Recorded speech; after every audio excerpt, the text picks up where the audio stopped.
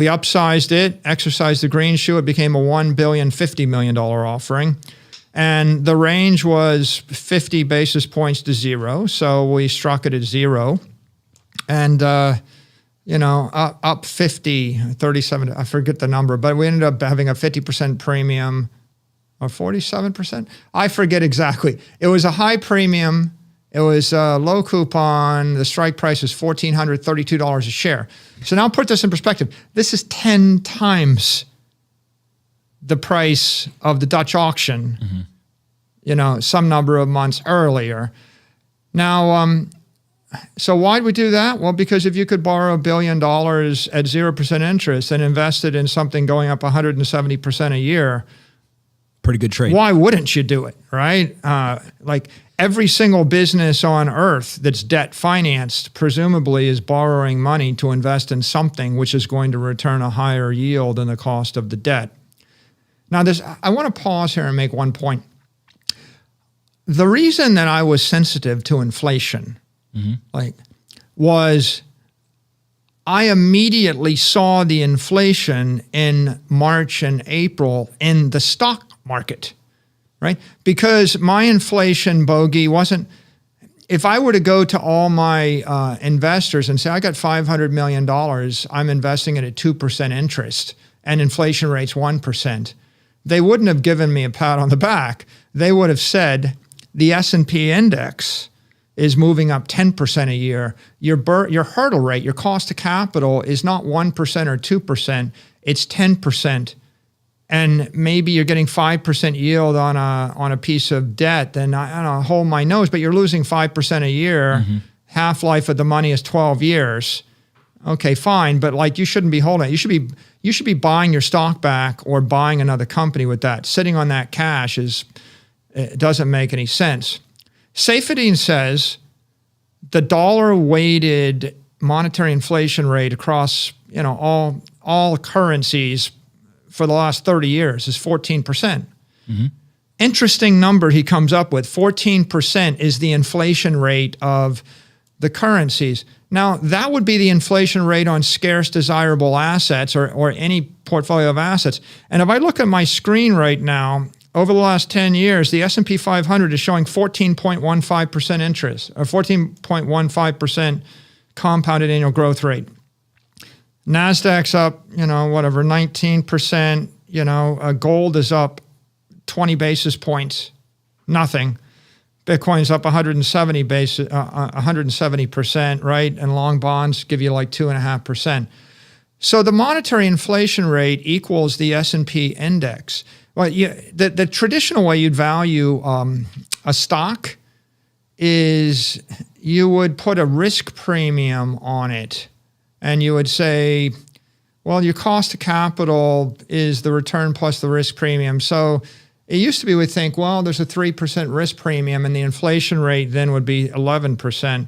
But I think that if you buy the S&P index, you're kind of in theory stripping out the risk because you're buying 500 companies. So the S&P index can be viewed as a proxy for monetary inflation. And the question of inflation is, what's your inflation rate? Well, what do you need to buy? If you're a consumer, then your inflation rate might be CPI if you agree to buy what the Federal Reserve tells you should want, right? And the market basket of things in the CPI is what the government says you should want in your life. But they never included a Picasso or a jet or a yacht or a house in Miami Beach in that market basket. A step even further than that is the number 14% is very interesting because my understanding is if you go back, obviously CPI used to represent a cost of goods index. So what is literally the change of price of individual goods year over year over year, and that's how inflation was measured.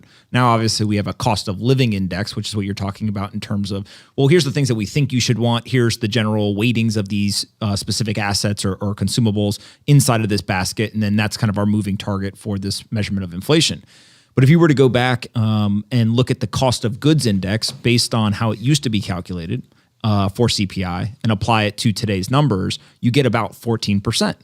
And so not only is the S&P, not only is that monetary inflation, but also that cost of goods index based on the original calculation of inflation is around 14% as well, which is, there's coincidences in life, but it seems to keep coming back to somewhere in that kind of mid-teen number when we're trying to understand what is that inflation. Yeah, isn't it interesting? The hedonic adjustments kill you. But on the other hand, and I say this oftentimes, inflation is a vector, and what I mean is you got to use multi-dimensional arrays and linear algebra to even start n-dimensional linear algebra to even start to deal with the issue. Another way to say it is you can calculate a different inflation rate for any person in any jurisdiction based upon their mix of products, services, and assets they want to acquire. And so common sense says a person that wants to acquire a set of manufactured goods and wants to watch streaming YouTube has a lower inflation rate than someone that wants to buy Picassos. Now, what if you want to be rich? If you want to be rich, your inflation rate is very high because you have to acquire assets. If you want to be middle class, your inflation rate is different. So back to why I did what I did. If you're the CEO of a publicly traded company, your inflation rate is the cost of capital. And the cost of because your shareholders hold you to that cost of capital.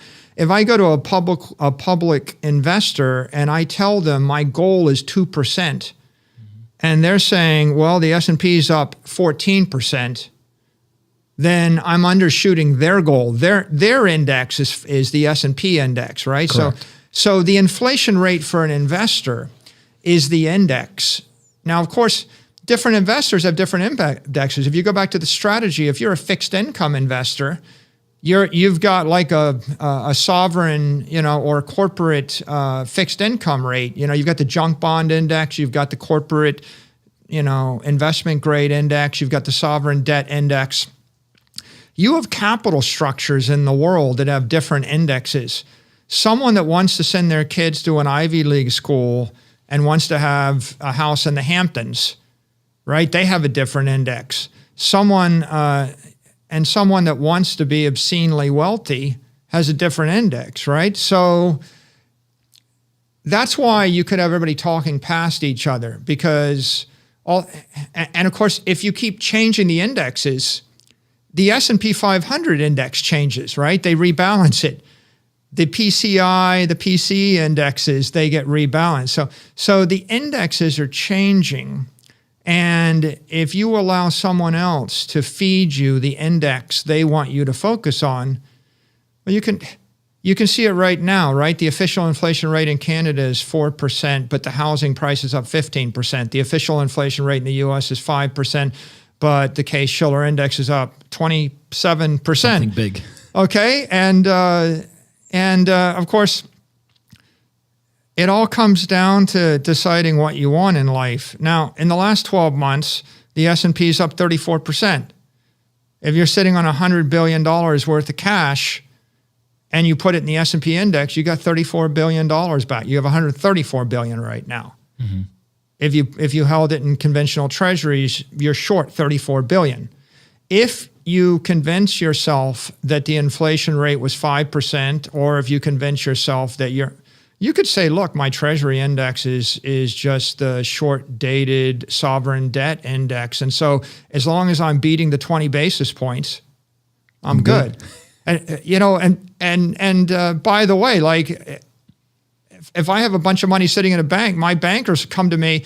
I've literally had bankers from the big wire houses. They came to me when I'm sitting on 100 million or 200 million in cash, and they go, we can get you into one of our money market funds that'll yield 22 basis points, and that's much better than the 9 basis points. And they're selling this to me. There are people in suits that make a lot of money, and they're selling it to me. And you read the prospectus, and the prospectus is they're going to do something, and they're going to charge you a 27 basis point fee to generate 22 basis point yield to you. You're literally... They're making more money than you are. You're giving 60% of the yield to someone in a suit that's giving you a service to get you 5 basis points more. But there are people that convince themselves that this is a good idea, right? Mm-hmm. we come back to that in a second. It's an important truism in the market. Why is it that everybody hasn't bought Bitcoin? People ask that, right? All the Bitcoiners wonder, why don't all these investors buy Bitcoin? And the answer is because there's trillions of dollars of capital locked up in capital structures that are chasing a different index. Right? There's trillions of dollars of money sitting with people that think that inflation is CPI. There's trillions of dollars sitting in real estate funds, and they're trying to beat CPI. If I got rents and I'm raising them at the CPI rate and I'm happy with it, there's trillions of dollars invested in fixed income funds where they have to beat the junk bond index or beat the corporate index or beat the sovereign index. And if they beat the sovereign index, if I have $20 billion and all I got to do is beat, the junk bond index or I get paid, then I'm getting paid to invest $20 billion to get 50 basis points more. What happens to those people? Let's say that inflation isn't 5.1% or 5.4%, wherever it comes in, on a monthly basis now. And we all agree it's something that is higher, but there's disagreement on how much higher. Is it 6% or is it 14% in terms of the actual inflation number? What happens to all the people who are using CPI as the benchmark? Do they just succumb to the inflation over time and continue to lose money until they wake up or something else? I think a lot of people have a hybrid situation. Like, for example, let's say I run a real estate trust or I run a real estate company and I have $100 million a year worth of rental income. It's capped at CPI. The leases are signed 10 years, 20 years, 30 years duration, 5 years duration. And then you've got all the trade relationships. Like I can't go to the people that rent my building and tell them that the inflation rate's 14%. Right? I mean, would you pay a 14% increase in your rent here? No. So there's a certain inertia in parts of the economy where they're going to move up at CPI or they're going to be flat or maybe they can do double CPI. But at the same time, maybe you're the person running that real estate company. You're thinking, well, I'm going to take my cash flows and I'm going to invest them in. Would you invest them in a stock that you thought would go up at CPI? Or would you invest them in the S&P index if you thought you would get CPI? Not really. Yeah. So what you have is you have people that are sweeping their cash flows from an operating business that's low growth, and they're putting in the S&P index. If they're looking for the growth to come from the investment. Okay, the S&P is up 34%. How many companies in the world generated 34% more cash flow or raised their prices by 34% or grew their revenues 34% in the last 12 months? Not many, right? Yeah. 98%, 99%, they're in a fiat operating system where they're going to raise their prices or generate cash flows at a rate slower than the rate of monetary inflation. But those same people will turn around and they'll buy Bitcoin, or they'll buy property, or that you may buy property that is going up faster, right? There's not a single commercial rent, there's not a single commercial lease, I think, in the world where they raised the price of the rent 27% in the last 12 months, right? At least I can't imagine if you had a lease, no one's got it capped at the Case-Shiller index. So on one hand, residential property or other types of property could actually be accreting at a much higher rate while your rents don't accrete at a higher rate. So you're taking duration risk. So I guess the more important point is there's a lot of capital. When we think about capital structure, it's like $500 trillion to $900 trillion of capital floating around there. It's locked up in structures. Some of it is in currencies and it can move rapidly. Some of it is invested in companies that can't, right, move rapidly. Some of it is tied up in equity. Some of it is tied up in debt. Some of it's tied up in a trust. I have a trust. My trust gave $10 million to a financial advisor or to a company whose strategy is investing in mid-duration corporate debt. And every year I review their performance versus their index. And over the course of a decade, I might start to shift small amounts out.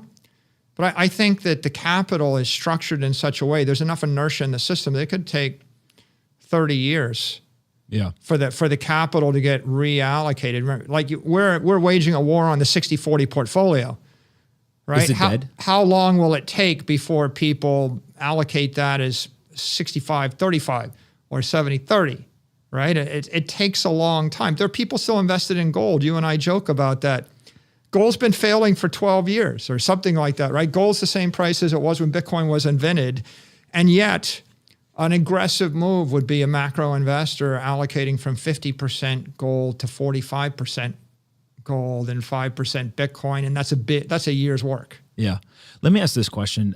Retail investors or individuals, I think over the last 12 years or so, took Bitcoin and as a generalized group, it went from a contrarian idea or contrarian trade to a consensus trade. There's now 100 plus million people around the world that have decided, hey, this is good enough for me to go ahead and store some of my value or economic wealth here. And so you can argue that contrarianism became more of a consensus. We now, over the last maybe 18 months, have seen in the financial or institutional finance world more people jumping into the game. And so definitely some shift from pure contrarianism to now a little bit more of a consensus. Everyone has to have some sort of Bitcoin strategy. You can't simply just say, oh, it's just for drug dealers, it's just for criminals. You at least have to have had a conversation now because Fidelity, Paul Tudor Jones, Stanley Druckenmiller, many others have all now started to participate. What does it take for public companies where I basically break down, there's two groups, right? There's yourself, Tesla, and Square as the three major publicly traded businesses that are multi-billion-dollar companies that have pursued a treasury strategy that includes Bitcoin. And then there are all of the publicly traded crypto native companies, whether they're miners, whether they're places like Coinbase, et cetera. It's still contrarian in the public markets to have Bitcoin on your balance sheet. What does it take to get the shift that we've seen in those other two cohorts to now get it to a consensus type, movement or idea? I mean, I think there's some, you could check off catalysts that are impediments that will become accelerators. First of all, regulatory clarity, right? If you're seeing support for, let's start with the most basic issue. Is Bitcoin an asset or a currency? Okay, the word cryptocurrency is a very politically charged word because if Bitcoin was a currency, it's in opposition to the US dollar, okay? And if it's an asset, it's in opposition to gold. Okay, so just resolving the fact it's a digital asset, not a digital currency. Most people, how many public speakers, how many well-regarded investors have made negative comments about Bitcoin over the past 12 months because they mistakenly think it's a currency and they think they're sticking up for the dollar, right? Many. Like, I prefer the dollar. So if you understand it's a digital asset, a scarce store of value, speculative digital asset, that's how politically correct people would refer to it. Right, and anybody else would say it's just a digital asset or a store of value asset. The first impediment is just understanding that and educating the market that it's a digital asset. I think the second impediment is getting over the issue of is it a threat to the powers that be and will it be banned? So first, what is it? It's an asset. Second, will it be banned? Okay, well, no, we're not going to ban cryptocurrency. We're not going to ban Bitcoin. It's going to be around here. So those two checkboxes are huge. I think the third checkbox is, can I actually buy it via my existing bank? Every publicly traded company has been doing business with probably the same bank for 30 years, Pomp. Some have been doing business with the same bank for 50 years. Some for 100 years. Okay, if you trace it. To have adopted a new banking relationship is not a one in a decade thing. But public companies don't change in a decade, right? So if I could buy this directly through Bank of America or JP Morgan or Citigroup, et cetera, I think that makes a big difference. If I have to go to an institutional grade Bitcoin exchange, that's a 1-year exercise in due diligence. right? There's friction to doing it. There's two issues, right? One is before you give $1 billion to a counterparty, you have to inspect their accountants, their legal teams, their licensing, their executive team. Would you give $1 billion to a private company that's new, right? It's like, that's a huge hurdle. And the second is they're not FDIC insured, right? They're not, the imprimatur being backed by the U.S. government means that, in a liquidity crisis, the Federal Reserve gives you $10 billion or $100 billion. How much money did you need, right? And that's what the big licensed banks have. And, the last holdout that wasn't doing that was Goldman Sachs. In the great financial crisis, they broke down and they became a bank, right? And it matters. So if you want to move huge sums of capital, right, at the point that some of the major banks handle the asset, that makes a big difference because it checks a lot of boxes and people are pretty conservative about that. I think the next hurdle is accounting.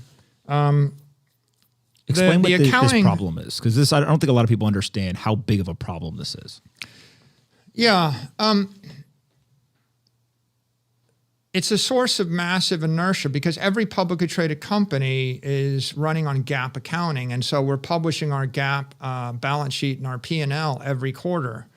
And investors are reading the P&L. And the whole point of GAAP accounting is, in theory, I ought to be able, at a glance, in 30 seconds, look at your balance sheet and know how much capital you have. And in 15 seconds, look at your P&L and know whether or not the business is well run. And when the GAAP accounting aligns with the underlying business, then you can do that. But when it gets out of alignment, then you have to adjust it with pro forma accounting, non-GAAP accounting, or adjusted accounting. And when you get to adjusted accounting, it goes from being a 30-second inspection to a 30-minute thing. And you know how difficult it is to communicate a 30-minute concept to the world? Very, very challenging. So the issue right now, and the issue when we got into Bitcoin is no publicly traded company held any material Bitcoin. So the accounting treatment was probably appropriately conservative. The most conservative accounting treatment you could imagine is indefinite intangible. And what indefinite intangible accounting means is you buy something, you test it against the market continually, you take the lowest bid, and you mark the value of the asset down to the lowest bid at any point in the history of your ownership. And you treat that not as an investment, but you treat that as a loss in the core business, the operating business. So if you have a business that makes $100 million a year and it's run perfectly, with a perfect pegged 20% operating margin, right? If you buy Bitcoin and Bitcoin trades down for 1 hour and trades back up again, you might have a $100 million operating loss. And then you would be showing the business made no money this year on a GAAP basis. So now you're an outside investor and you're saying, what happened to the software business? It looks like the operation got wrecked. If I made 1 million decisions poorly, I probably couldn't go from 100 million in cash flow to zero, right? Or if I did, it'd be challenging. Or on a Saturday night, someone could flash crash something and you would have a $100 million loss showing on the operating statement. So indefinite intangible means you take the volatility as an operating loss on your P&L and you take the theoretical worst case. The theoretical worst case would be, I buy Bitcoin and I wait for the lowest price ever and I sell it all. Okay? That you take the theoretical worst case and you represent that as the status. So when you print your quarterly results or you print your annual results, you want a simple example. You buy $1 billion of Bitcoin, it trades down to 500 million, then it increases to $1 billion, then it increases by a factor of 10 to 10 billion. If that's the fact pattern, when you close your books under indefinite intangible, your books say you have $500 million of assets and it says that you lost $500 million in the operating business, and the money's gone. That's what GAAP accounting says. Mm-hmm. In actuality, you might have a statement that says you have $10 billion of assets, and it looks to the casual observer like you generated a $9 billion investment gain. Mm-hmm. So now how do you fix it?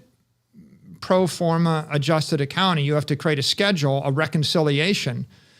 But now what have you done? You've just made first of all, you've made the investor's job 100 times harder. Mm-hmm. And investors got to read all the pro formas, think about it, and then they've got to reverse it out and figure out what really happened in the rest of the business, right? And then they've got to figure out what's your balance sheet really look like. And then the second problem you have is your statements become non-comparable over time. Like, for example, if I look at my balance sheet on a GAAP basis today versus a year ago, right? Bitcoin could go up by a factor of 100. The balance sheet doesn't change. So when you're comparing quarter versus quarter, there's no information there because you're suppressing it, right? Yeah. And then if two companies have Bitcoin, one company has 100,000 coin and one company has 10,000 coin, and Bitcoin goes up by a factor of 10, neither company shows an investment gain. Neither company shows a balance sheet adjustment. And so how do you compare one company to the other company if you're trying to make a rational investment decision? So things become non-comparable across securities, and they become non-comparable across time. And you're invited as an investor to create your own set of pro forma systems to compare it yourself, mm-hmm. which is like 1,000 times harder. So that's an impediment for a public company or for a company that relies upon GAAP accounting. But here's where it's really an impediment. Like, why can MicroStrategy do it?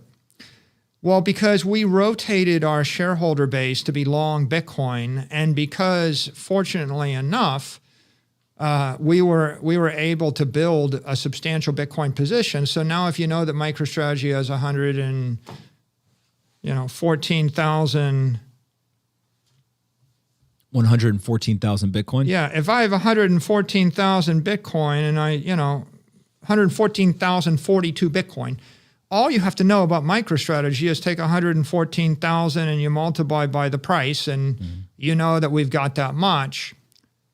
But let's say that you were Google, or you were Apple, or you were Facebook. Well, you've got all these other businesses, or Amazon, and now you're trying to decompose the businesses. And if they buy a big Bitcoin position, then what looks like a pristine P&L, everybody debates, is Apple's gross margin going to be 38% or 38.5% this quarter? And that's a big deal, right? I mean, there are people who take victory laps on getting within 1% of the gross margin. Well, your gross margins would totally all your margins get blown out of the water from the volatility, the accounting volatility of the Bitcoin. So how do we solve it? What is the change that needs to be made where you would say, okay, the system we have right now is an issue and it's an impediment. If we move to X, that's the solution in your opinion? Yeah, well, I joke with people, right? Like, you'd be better off buying baseball cards or art or just about anything than buying Bitcoin from an accounting point of view. Because if I went and bought sculpture or, some random anything, normally the test would be like once a year, you check to see if the asset's been impaired. But checking to see if an asset's impaired occasionally is much better than checking to see if the asset's impaired every minute of the day, right? So there are different types of accounting treatments, but if you were to buy $1 billion worth of a security, like an ETF, like one immediate fix is you buy $1 billion worth of a Bitcoin ETF. It's not property anymore, it's a security. If you're owning a security, generally accounting says you value securities based on fair market value or fair value accounting. So that means that if it doubles, you would show an investment gain This is the Warren Buffett's accounting for Coca-Cola stock or for Apple, right? So fair value accounting is applied to securities. Fair value accounting is applied to certain other things. If the accounting goes from indefinite intangible to fair value, in that case, then you would be showing the $10 billion of Bitcoin as an asset on your balance sheet. And then you would show the gain or loss as an investment, what they call below the line adjustment. Like on a quarter where it's up 2 billion, you would have a $2 billion investment gain. And a quarter where it's down 500 million, you'd have a $500 million investment loss. And that provides more clarity. It's kind of a benefit to investors because an investor can separate the gain and the loss from investment activity from the gain and the loss from operating activity. Right? And that helps you to figure out, is the core business healthy? And if Warren Buffett prints like $3 a share or some large amount of EPS, I want to decompose it into how much of it was from the stock portfolio versus how much of it was from the operating businesses, right? And then I can extrapolate out rationally. So ultimately, I think fair value accounting is the solution to allow public companies to hold this in large quantity. This is why, say, even a Tesla or a Square would buy not 100% of their balance sheet or 50%, but 5%. Yeah. If it's 5% or 1% or 2%, it's not going to be material to the rest of the P&L and the rest of the balance sheet treatment.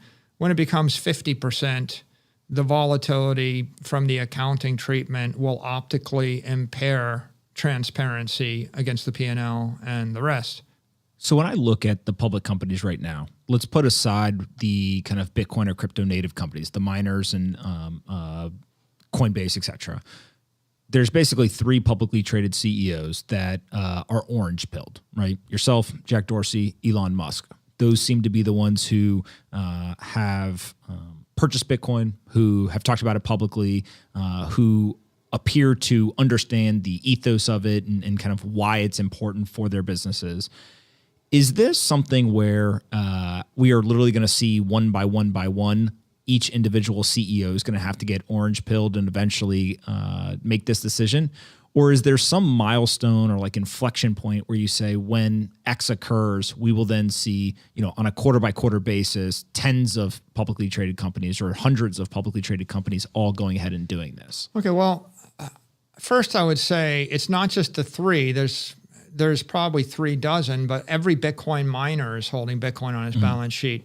And one of the major things, one of the catalysts that's taken place in the last 12 months is all the Bitcoin miners coming public and all of the miners that were public on international stock exchanges shifting over to the NASDAQ and the New York Stock Exchange, right? Correct. So Marathon and Riot. And actually, if you look at it right now, Marathon has got a Bitcoin exposure. I wonder when Silvergate Bank will, right? Or how that'll work. But Silvergate's obviously a Bitcoin company. Coinbase has got Bitcoin on its balance sheet, right? You've got Bitfarms, Hut 8, you've got Sphere, you've got Bit Digital, you've got Galaxy, you've got... Well, there's a bunch of businesses that come out of the industry, Argo. and I think we're going to see more and more go public. So let's say that number doubles or triples of like the publicly traded companies that come out of the Bitcoin and crypto industry, because you're just going to get a bunch of startups that continue to grow and eventually go public, whether it's direct listings, IPOs, or SPACs. That number will just grow. And I think there's a dozen other companies that are public that are holding it in their treasury at a smaller amount.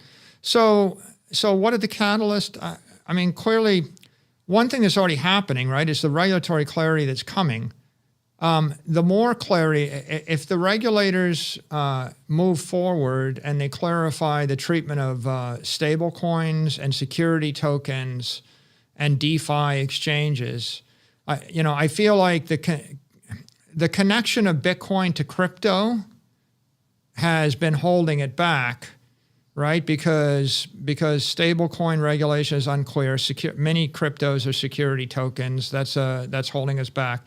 The exchanges that are trading Bitcoin while they're trading security tokens, right? The connection of Bitcoin to SHIB or Dogecoin, right? This holds back a public entity from wanting to get into that space. I mean, in fact, it's really the express concern that the SEC has about approving a Bitcoin spot ETF, right? Which is they're concerned about the markets where Bitcoin is trading, right? And they're concerned probably about what's Bitcoin volatility coming from? It's coming from the cross collateralization of crypto markets with high leverage, trading at off hours, right, against thin liquidity pools of other security tokens, right? And so as that clarity comes with regard to the entire crypto ecosystem,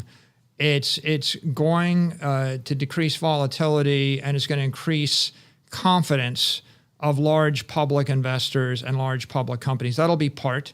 I think if we get clarity from FASB or any kind of improvement in the accounting situation, that's a plus. And there's a groundswell of interest, right? There were 515 letters sent to FASB on this subject, and there was a lot of commentary from regulators, from we've got congressmen, we've got senators, we've got auditors, we've got big institutional investors, we've got big publicly traded companies, and they're all opining on the issue. So, and I have yet to see anybody.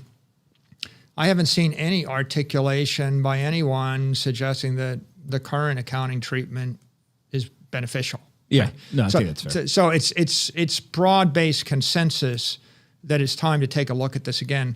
So I think that accounting is important. I think that, we just see the barriers with the banks getting knocked down, right? Like at the point that you saw the commentary by the chair of the FDIC, where she said, we're looking for ways to allow banks to hold Bitcoin on their balance sheets, right? If FDIC, it used to be our dream was one day big banks may actually own Bitcoin, what if all the big banks own Bitcoin? But now I think we've flipped to another observation, and this is an interesting one. In that stablecoin working group paper that was released last week, not only did they say it's okay for FDIC-approved banks to hold stablecoins, they actually said it's required to be an FDIC-insured bank to hold a stablecoin. Okay, so we're actually growing up as a crypto industry. We're going from unlicensed, non-institutional grade corporations that are primarily entrepreneurial and fast-moving to licensed, institutional, regulated entities. And if you look at that, isn't the conclusion that the next step, I see as a green light, JP Morgan, Citigroup, Bank of America are going to issue $1 trillion worth of stablecoins. I mean, it's an invitation, like it's a green light to every single bank in the world, right? If you're Silvergate or anybody that's in the crypto industry now, right? This is kind of a message. I don't think it's that much longer, right? If you can hold a stable coin as a digital asset, it's not that much longer before you hold Bitcoin as a digital asset. And if the FDIC is saying we need to find a way for banks to be able to hold this, and if the president's working group is saying you need to be a bank in order to hold the stable coin, then I think that sometime in the next 12 months, we actually start to see large banks getting in the business. Is this good or bad? The financialization of Bitcoin, let's talk about, and then there's obviously all of these other technologies and assets. But I think that there's a group that would argue the more that the asset becomes financialized, the more that it gets not just accepted by the licensed organizations, but you see legislation or directives that say you have to be FDIC insured in order to interface with this stuff. They look at that as negative. There's other people who look at it as a positive. So how do you think about the pros and cons of what I'll just call the financialization of what were assets that many people were attracted to in the beginning because they weren't part of the existing system? Bitcoin is decentralized and it's an asset, and it's already gone to 200 million places. And you might not like the people that own it, right? Don't they call it the money of enemies? Yeah. Right? The point is Bitcoin's going to people who have politics that you disagree with, right? It's almost certain. So it's spreading at such a rate. It's like fire and it's like electricity or mathematics. And you can have an opinion. Do you think it's good or bad for banks to have mathematics? It's like, we're the only ones with math. Is it good or bad for people to be able to read and write? It used to, there was a concern that we shouldn't let everybody read and write. It's just basic technology. It's spreading as fast as it can spread. The reason it's superior to gold is because I can snap my fingers and I can withdraw $1 billion of Bitcoin from the bank in 5 minutes. Correct. Okay? And the thing that's going to maintain its integrity is the fact that you can shift counterparties. You can move, if you can move $10 billion of an asset out of a jurisdiction, I can move it out of Miami, I can move it out of a bank, I can move it out of a country, I can move it out of a system. It's always going to have more integrity than the alternative. So coming back to this, it's like, okay, are you comfortable? There are a lot of people that don't think you should have a software wallet on an iPhone. You should have a hardware wallet, right? There are a lot of people that think that it's better if what if I don't want your family to have it because I don't like somebody in your family, right? What if I don't want your small company? You have a private company. Do you own some Bitcoin? Well, did you sell out? Now there's a company that's got other corporate interests that has some Bitcoin. A lot of people don't want a public company to have it. Why? Well, public companies have shareholders. Yeah, well, I don't want a country to have it, right? I mean, there are a lot of people that are concerned that El Salvador uses Bitcoin. Well, it might get hijacked by the politicians. What if Turkey actually starts buying Bitcoin? Do I like it? Do I not like it? But the point is, it doesn't matter what you think, right? It's not. It's like you sitting and saying, I'm really angry that someone else is using arithmetic other than me, right? It's spreading like wildfire. It seems to me that the world's a better place if people have monetary integrity than if they don't have monetary integrity. I agree. Right? Right? And in this particular case, is this good? Yeah, of course it's good. Right? Why is it good? It's good because what we want to do is fix everything, not destroy everything, right? If you want to fix the bank, then they replace their bonds with Bitcoin and the capital structure of the bank is better.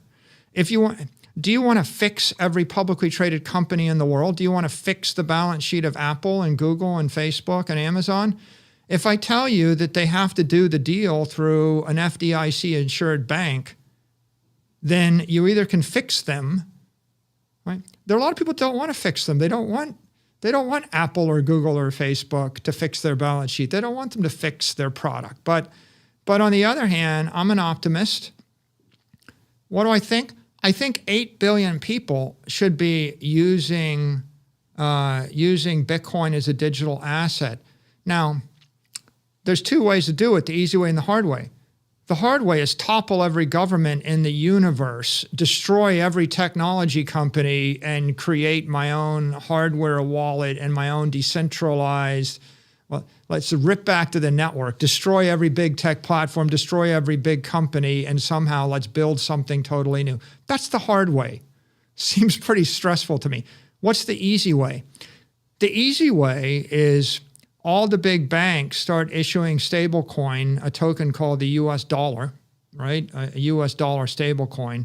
And we go from $130 billion in stablecoins to $1 trillion of stablecoins to $10 trillion of stablecoins to $100 trillion of USD.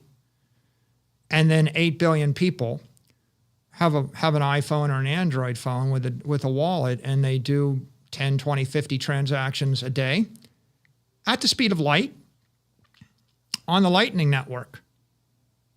And that's the best, right? A decentralized, non-custodial network moving at the speed of light for free. Next best is They move these things around on the Android or the iMessage or the WhatsApp or the Facebook or layer 2 or layer 3 application, right? That's second best. And they do it without toppling every government on earth, right? Like I can't, there's 130 currencies that are floating right now. 130. How many do we need? Well, we certainly could get by the next step with 12, right? The CNY is not going away, and the USD is, unless you wish to topple the government of China and the government of the US and the governments of the Western world, which I don't think you want to do, right? You got bigger problems if you did, right? Like security and safety and food and water. Yeah, there'd be mass chaos, and it would be a very, very painful situation for everyone. Yeah, right. Like so if you look at an optimistic view, let's just actually make the world a better place and a win-win for everybody. So your thought process is this asset, which has that monetary integrity that you're talking about, it's fully transparent. It's in many cases, you could look at it as an automated central bank. Nobody controls it. It just sits there programmatically executing what the code says for it to do. That will serve as a global store of value. Other people will then choose to take their fiat currencies and upgrade the technology. Doesn't necessarily change their monetary policy, but they can then go ahead and digitize or tokenize the dollar, the euro, the yen, the won, whatever currency. And then they would basically use the Bitcoin network payment rails to have those assets fly around the world however people chose. But ultimately, people would go back to and settle in Bitcoin as that global store of value? Partially, but okay. It's a more elaborate idea, which is, my idea is we incrementally upgrade everything everywhere for everybody in the most peaceful, least painful, least jarring way, right? So the incremental upgrade means we deploy to 8 billion people, to everybody on the planet, we deploy digital wallets. In the wallet, you have a set of currencies and a set of assets. And in that wallet in Argentina, you've got your peso and you've got your dollar as currencies. If you want to hold something for a day, you hold a peso. If you want to hold it for a month, you hold a dollar. If you want to hold it for a lifetime, you hold Bitcoin, right? You've got digital assets. Bitcoin is the strongest digital asset. Is it the only asset? No, because you've got a company, there are buildings, there's Apple. I still like Google. I want my YouTube. I like Netflix, right? We need Domino's Pizza. We need Bitcoin pizza. Someone's got to manufacture the cameras that are staring at us right now. We've got a microphone. We can't just have one asset. We have multiple assets. We have multiple currencies. Will all currencies survive? No. The weak ones, the ones that are truly defective, will go away. 66 countries are dollarized. Mm-hmm. There's 180 countries in the world. How many currencies do we really need? Right? Right now it's China and the USD, right? You might actually collapse down to 2, but more likely you'll have the yen and you'll have the euro and you'll have the dollar. Is there any currency in Africa that you really want to hold more than the dollar if you had the freedom of choice? Not really. What will you do though? You need the local currency for local payments, right? If there's a strong local government, you need the local currency to pay your tax bills because it's mandated by law. You need the global currency, and it's called the US, the global reserve digital currency, the global reserve currency. You need that as a medium of exchange. If you want to buy something in Argentina from someone in Brazil, or you want to buy something in Africa from someone in Venezuela, you're probably going to swap dollars, right? Why? Because there's 100 million companies, Pomp, that have invested 30 years to create accounting systems and point of sale systems to process billions and billions of transactions in those currencies. Like my company does it. I can actually swap my balance sheet to Bitcoin using 3 people, and I can do that in a matter of weeks. Swapping all of my vendor payments, all of my payroll, and all of my receivables into Bitcoin, that would be 1 billion times harder, okay? Mm-hmm. And it's not worth 1 billion times more stress and effort. It's just not worth it, right? It's in an inflationary environment, money decomposes into a currency layer, which is losing value slowly, hopefully slowly. If your currency lost value at 1% a month, but your asset gained value at 15, 20% a year, That's stable. Now, do we need to replace it? Not this decade, right? I'm not going to speculate 30, 40, 50 years out, but I rather kind of feel like a more nuanced idea. Here's a nuanced idea. I want to build the 21st century economy on a strong foundation of integrity and trust and thermodynamic soundness and energy, pure energy. So that means the balance sheet, the foundation of every institution should be built on Bitcoin. But every institution has its own derivative, its own security from Bitcoin. So when you create your company, if you want to take your company public, you should be able to issue stocks and stock options backed by Bitcoin. I'm not denying that.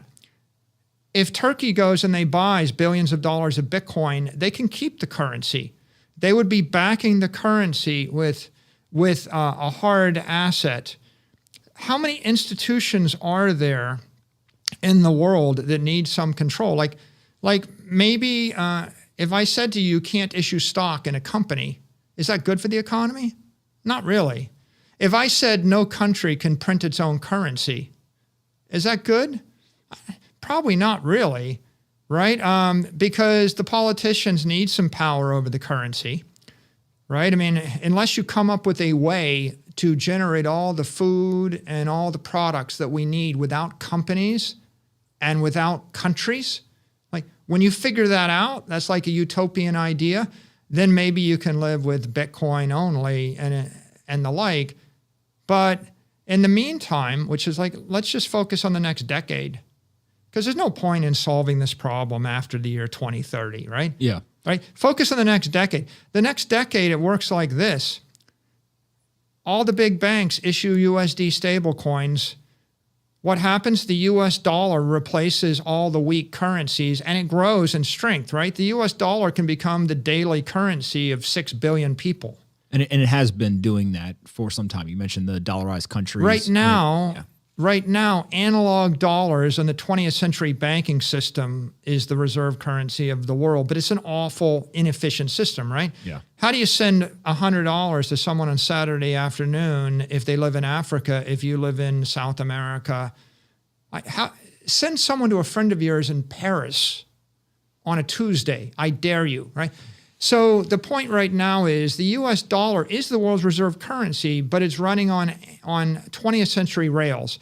So the US dollar should evolve to run on crypto rails. It should run on, we can debate, right? Lightning rails, what's up rails, any other crypto, right? Interesting question. But what we can't debate, which is 100% certain, is everybody wants to be able to move the money at the speed of light and program it on a computer chip on a Saturday afternoon. Sometimes we get in this confrontational state where people think, well, it's Bitcoin versus the Fed or Bitcoin versus the dollar. It's not, right? We can all win, right? It's a win-win here. It's in the best interest of the dollar to move at the speed of light and be programmable. And there's 100 million businesses that want to do business in the dollar. And I am the controlling shareholder of MicroStrategy. I founded the company. I mean, there aren't that many CEOs that have more power than me. If I walked into a room and I ordered everybody in my finance team to convert over all the accounting systems and sell everything in Satoshis, right, and pay everybody in Satoshis,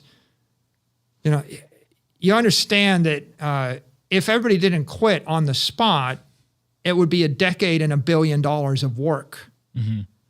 And it wouldn't work. And by the time I finished the $1 billion of work, the company operation would go to zero, right? It's literally a death sentence for a big institution to attempt to convert over its mediums of exchange and its accounting systems for routine transactions. So right now, really the value is to get Bitcoin onto the balance sheet as a store of value, protect shareholder value that's sitting there, continue to operate your businesses. And, my understanding of what MicroStrategy is doing is you basically have articulated and highlighted two separate strategies. We have a software business that we're going to continue to try to grow, drive cash flow, and serve our customers from a business intelligence standpoint. And then we have a treasury strategy, which is we're going to use Bitcoin to protect our purchasing power and our assets that are actually sitting on the balance sheet. And those two strategies combined make up the business. And obviously the market has found it incredibly attractive given what the stock price has done over the last year or so. Well, if you're Apple Computer, right, you've got two strategies you can pursue to get in the digital economy. One strategy is you just buy $50 billion of Bitcoin, and 3 people can do it. And if the 3 people did it, then your stock becomes a Bitcoin derivative. Apple stock becomes a Bitcoin derivative. And if Bitcoin moves up at 100% a year, right, you're generating $50 billion a year of shareholder value. 3 people, $50 billion shareholder value, right? So it's a very simple strategy. The harder strategy is you start building Bitcoin protocol or Lightning protocol into all your other products. You can build it into the iPhone, you can build it into the iCloud, you can build it into all of your other services, and they all have merit. And that's an operating strategy. And at some point, that starts to correlate your revenues to the growth of the digital asset economy and the growth of Bitcoin. So, and both of those are rational. Mm-hmm. What's not rational? What's not rational is to require that all your customers pay you in Bitcoin and stop taking dollars, right? Yeah, you can control what you do with your balance sheet, right, and you can control what your strategy is, but implementing it on your customers. Or to rewire all your back-end accounting systems. So, and it's unnecessary, right? It's not the right way. So, like, coming back to my view of the world, I mean, I think my view of the world is we want to find the path of least resistance to fix everything. And that means looking at every single part of the economy. Every country would be better if they had some Bitcoin. Cities can be improved if they buy Bitcoin. If a city buys Bitcoin and they issue bonds, the bond becomes a Bitcoin-backed bond, right? It becomes a derivative of Bitcoin. So I'm not against bonds, right? I'm not the guy saying we shouldn't have bonds. We should have bonds, right? If the junk bond index is 4% and you can issue a Bitcoin-backed bond at 6%, it's good for the people that have trillions of dollars locked up in bonds. It's good for Bitcoin. It's good for everybody in the middle, right? We could say, we can take the orthodox draconian view, which is bonds should go away and Bitcoin should replace them overnight, but it's not possible, but it's not even a better view, right? Yeah. A better view is you take your bank and you start handling Bitcoin, and you take your mobile app and you build Lightning into the mobile app, and you take your company and you buy it and you buy Bitcoin. And the reason I don't really think it's a threat to the Bitcoin ethos is because ultimately none of these people can control Bitcoin. Mm-hmm. It's like people worry, like, so I have $7 billion or $8 billion of Bitcoin. I don't have any more power than anybody else. Right. And in fact, the only sentiment that's grown in my mind as my Bitcoin position has grown is I don't want anybody to change it. Like, don't mess it up. Mm-hmm. Right. Right. So I think I'm not threatened if a government buys Bitcoin. It wouldn't be bad for Bitcoin. Right. I'm not threatened if a company buys it, if a bank buys it. Here, I guess there's one point worth making. If your portfolio is 100% Bitcoin, you don't have any conflicts of interest. The debate of whether or not people use Square, Cash App, PayPal, Robinhood, Coinbase, Binance, or buy the ETF, or buy it through Fidelity or NYDIG doesn't really matter to you, right? Doesn't matter to you. Whether they buy MicroStrategy stock to get Bitcoin exposure doesn't matter to you, right? You're just holding the underlying asset. If you decide that you want to get in the business of selling hardware wallets, or if you run an exchange, or if you provide advice, and if now you have a conflict of interest. So now you're a Bitcoin entrepreneur, and maybe like if you're Tether and you're issuing stable coins, you don't want JP Morgan to issue stable coins. It's conflict of interest, right? It's competition. Right? I mean, if the feds say you have to get an FDIC license, now you got to jump through a hurdle. Now you need general counsels. You need to actually pay lawyers. You have to do stuff, right? You have to have nexus. You have to have insurance. It's harder. So there are a lot of things that are happening in the economy. They're good for Bitcoin. They're just not good for every entrepreneur in the crypto ecosystem. And there is a conflict of interest. And that's why, like, people ask me, well, are you going to get into other things? Are you going to build software? Well, that's conflict of interest, you know? Yeah. Are you going to go into Bitcoin mining? That's conflict of interest. Are you going to, invest with a counterparty? That's conflict of interest, right? So you can do that, but those are businesses and they have investment risk and you have competition and you can fail or succeed. And the truth of the matter is it good for Bitcoin if JP Morgan, Goldman Sachs, and Bank of America issue $10 trillion of USD stable coins and start handling Bitcoin and selling it to all their institutional investors? Yeah, it's good for Bitcoin. Bitcoin's going to $1 million a coin, then $10 million a coin.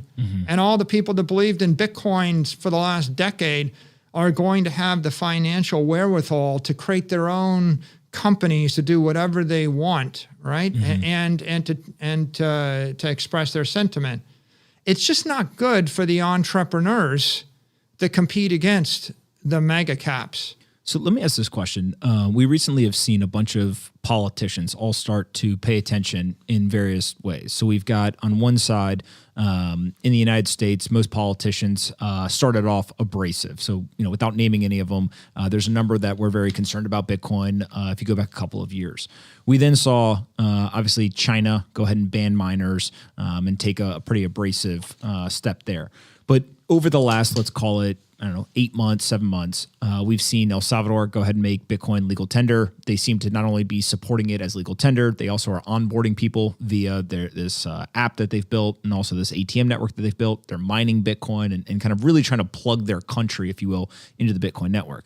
And then just recently, over the last week or two, we've seen multiple politicians, all at the local level, start to become much more friendly or embracing of Bitcoin. So you've got obviously the mayor in Miami who has been very kind of pro-Bitcoin for a while. You've got Eric Adams, who's the new mayor of New York City. He now leaning in, saying he's going to take some of his paychecks in Bitcoin and some of the stuff should be taught in schools, et cetera. We've also got two kind of smaller mayors, one in Tennessee and one in, I think, is Tampa Bay in Florida, all kind of leaning into this. How do you look at the intersection of Bitcoin and politicians? And is this just a continuation of like Bitcoin is good for business, and so if it's good for corporations, then it's going to be good for the politicians as well? Or how do you read that situation? I think that one of the great advantages of Bitcoin is it's money of the people, right? It's money for the people. And the combination of the fact that it's permissionless and it's open, nobody controls it, means everyone can adopt it, everyone can engage in it. And the proof of work network means that you have a large business in Bitcoin mining. And what is Bitcoin mining? Bitcoin mining is like this, it's like your skin. It's the first line of defense of your immune system, right? It's what makes you healthy. The Bitcoin mining industry is a $22 billion a year industry right now. That means that the protocol is creating a $22 billion subsidy for Bitcoin entrepreneurs to go out into the world and find supportive political jurisdictions. $22 billion and per year. So when you think about that, that means that the miners themselves, they have to raise capital, but you see the Bitcoin miners are ripping today in the market, right? All their stocks are up. Yes. And they've been very successful. You can take a Bitcoin miner public. You're not going to take a proof of stake validator public, right? One of the big differentiators is the miners. The miners have to use energy and technology, but the miners are also recruiting political capital to the network. And so I think that what you're seeing here is lots of jurisdictions can see the benefit of Bitcoin either as sound money, right? It's, all the holders are political constituency. And I guess we're going to get close to the point where we're going to flip 50% of the electorate, right? There's going to be a Bitcoiner in Congress. There already are. There's going to be Bitcoiners in the Senate. There already are. And eventually a Bitcoiner will be president. It's not necessarily because they're going to run on just a Bitcoin-only ticket, but they're going to have grown up, they're going to have held the asset, and they're going to become the president of the United States and hold Bitcoin, right? It's the most Bitcoin's the greatest brand in the history of the world. First observation. It's the greatest brand in the history of the world. What's brand value? Brand value is monetary premium, right? The monetary premium of Bitcoin is $1.2 trillion right now. Name another brand that's worth $1.2 trillion, right? So it's the greatest brand in the world. It's the greatest monetary asset in the world. I mean, I'm not counting the dollar because the dollar is an inflationary asset. It's not an investment. If you pick an asset that you could reasonably expect to protect you against inflation, Bitcoin becomes the most popular one, other than just like random real estate, right? Yeah. Just owning land. I guess land was maybe the most popular one, and Bitcoin is that digital property. So how do I buy all these other things in Africa or Asia or anywhere? Right? It's a very egalitarian asset, and that makes it politically advantageous, right? I mean, how is it not? What politician would say, I don't want you to own your own house, and I don't want you to have economic freedom, right? Right? I mean, so I think that the left and the right can both agree on that. It's pretty clear it's high velocity money, the higher velocity than anything, but it's high velocity asset. It's a bank in cyberspace, but it's a franchise bank. So anybody on earth in any jurisdiction can create their own franchise of the bank. And what that means, right? Paxful or, fill in the blank, every crypto exchange in every country on earth, when they're selling you Bitcoin or exchanging Bitcoin, they're in essence creating, a franchised bank of Bitcoin where they're marketing it. So Bitcoin is spreading through two incredibly powerful franchises. The Bitcoin exchangers, who are the Bitcoin banks, if you will, and it's open and permissionless, right? So you don't have to get a license from the FDIC to have a bank in Egypt that deals in Bitcoin, right? And then it's spreading through the Bitcoin miners. They're the security providers. So the network operators and the bankers are spreading like wildfire everywhere. And who's an example? Right? Well, Square Cash App, right? I mean, that's an example of a Bitcoin bank. PayPal is a Bitcoin bank. Coinbase is a Bitcoin bank. Binance is a Bitcoin bank, right? And when you look at Marathon and Riot and all these Bitcoin miners, they're the other side of the network. So I think that it's inevitable that more and more politicians begin to support the network. Not everyone will, but the game theory of it is such that the more hostile one regime is, the more lucrative it is for another regime, right? It was a benefit to the United States when China banned Bitcoin, right? Cracking down on Bitcoin mining was a gift handed to the West. And I've said it before, I think it's worth $1 trillion, right? And you can see it in the hash rate statistics. But at some point, Bitcoin mining is the most lucrative use of energy in the world. Oh, that's hands down. I think in the world, right? Very provable and very verifiable. In the world. And it's the best use of intermittent energy and the best use of sustainable energy. And so when you look at it that way, you're thinking, well, shouldn't we expect an avalanche more of political support? And the answer is yes. And why is it stable. It's stable because the Bitcoin miners and the Bitcoin holders are going to go wherever the politicians support them, and they're going to bring their capital and they're going to pay taxes, large sums of taxes. So the right way to think about Bitcoin is Bitcoin's creating an opportunity. It's an opportunity for your family to save money for 100 years. It's an opportunity to fix your company. MicroStrategy stock is, hitting 800, right? It's an opportunity for your shareholders. It's an opportunity for your taxpayers. It's an opportunity for your constituents. It's an opportunity in the media business, right? I mean, nobody wants to talk about anything but Bitcoin. Everybody wants to talk about Bitcoin. It's an opportunity for Twitter. It's an opportunity for every mobile app.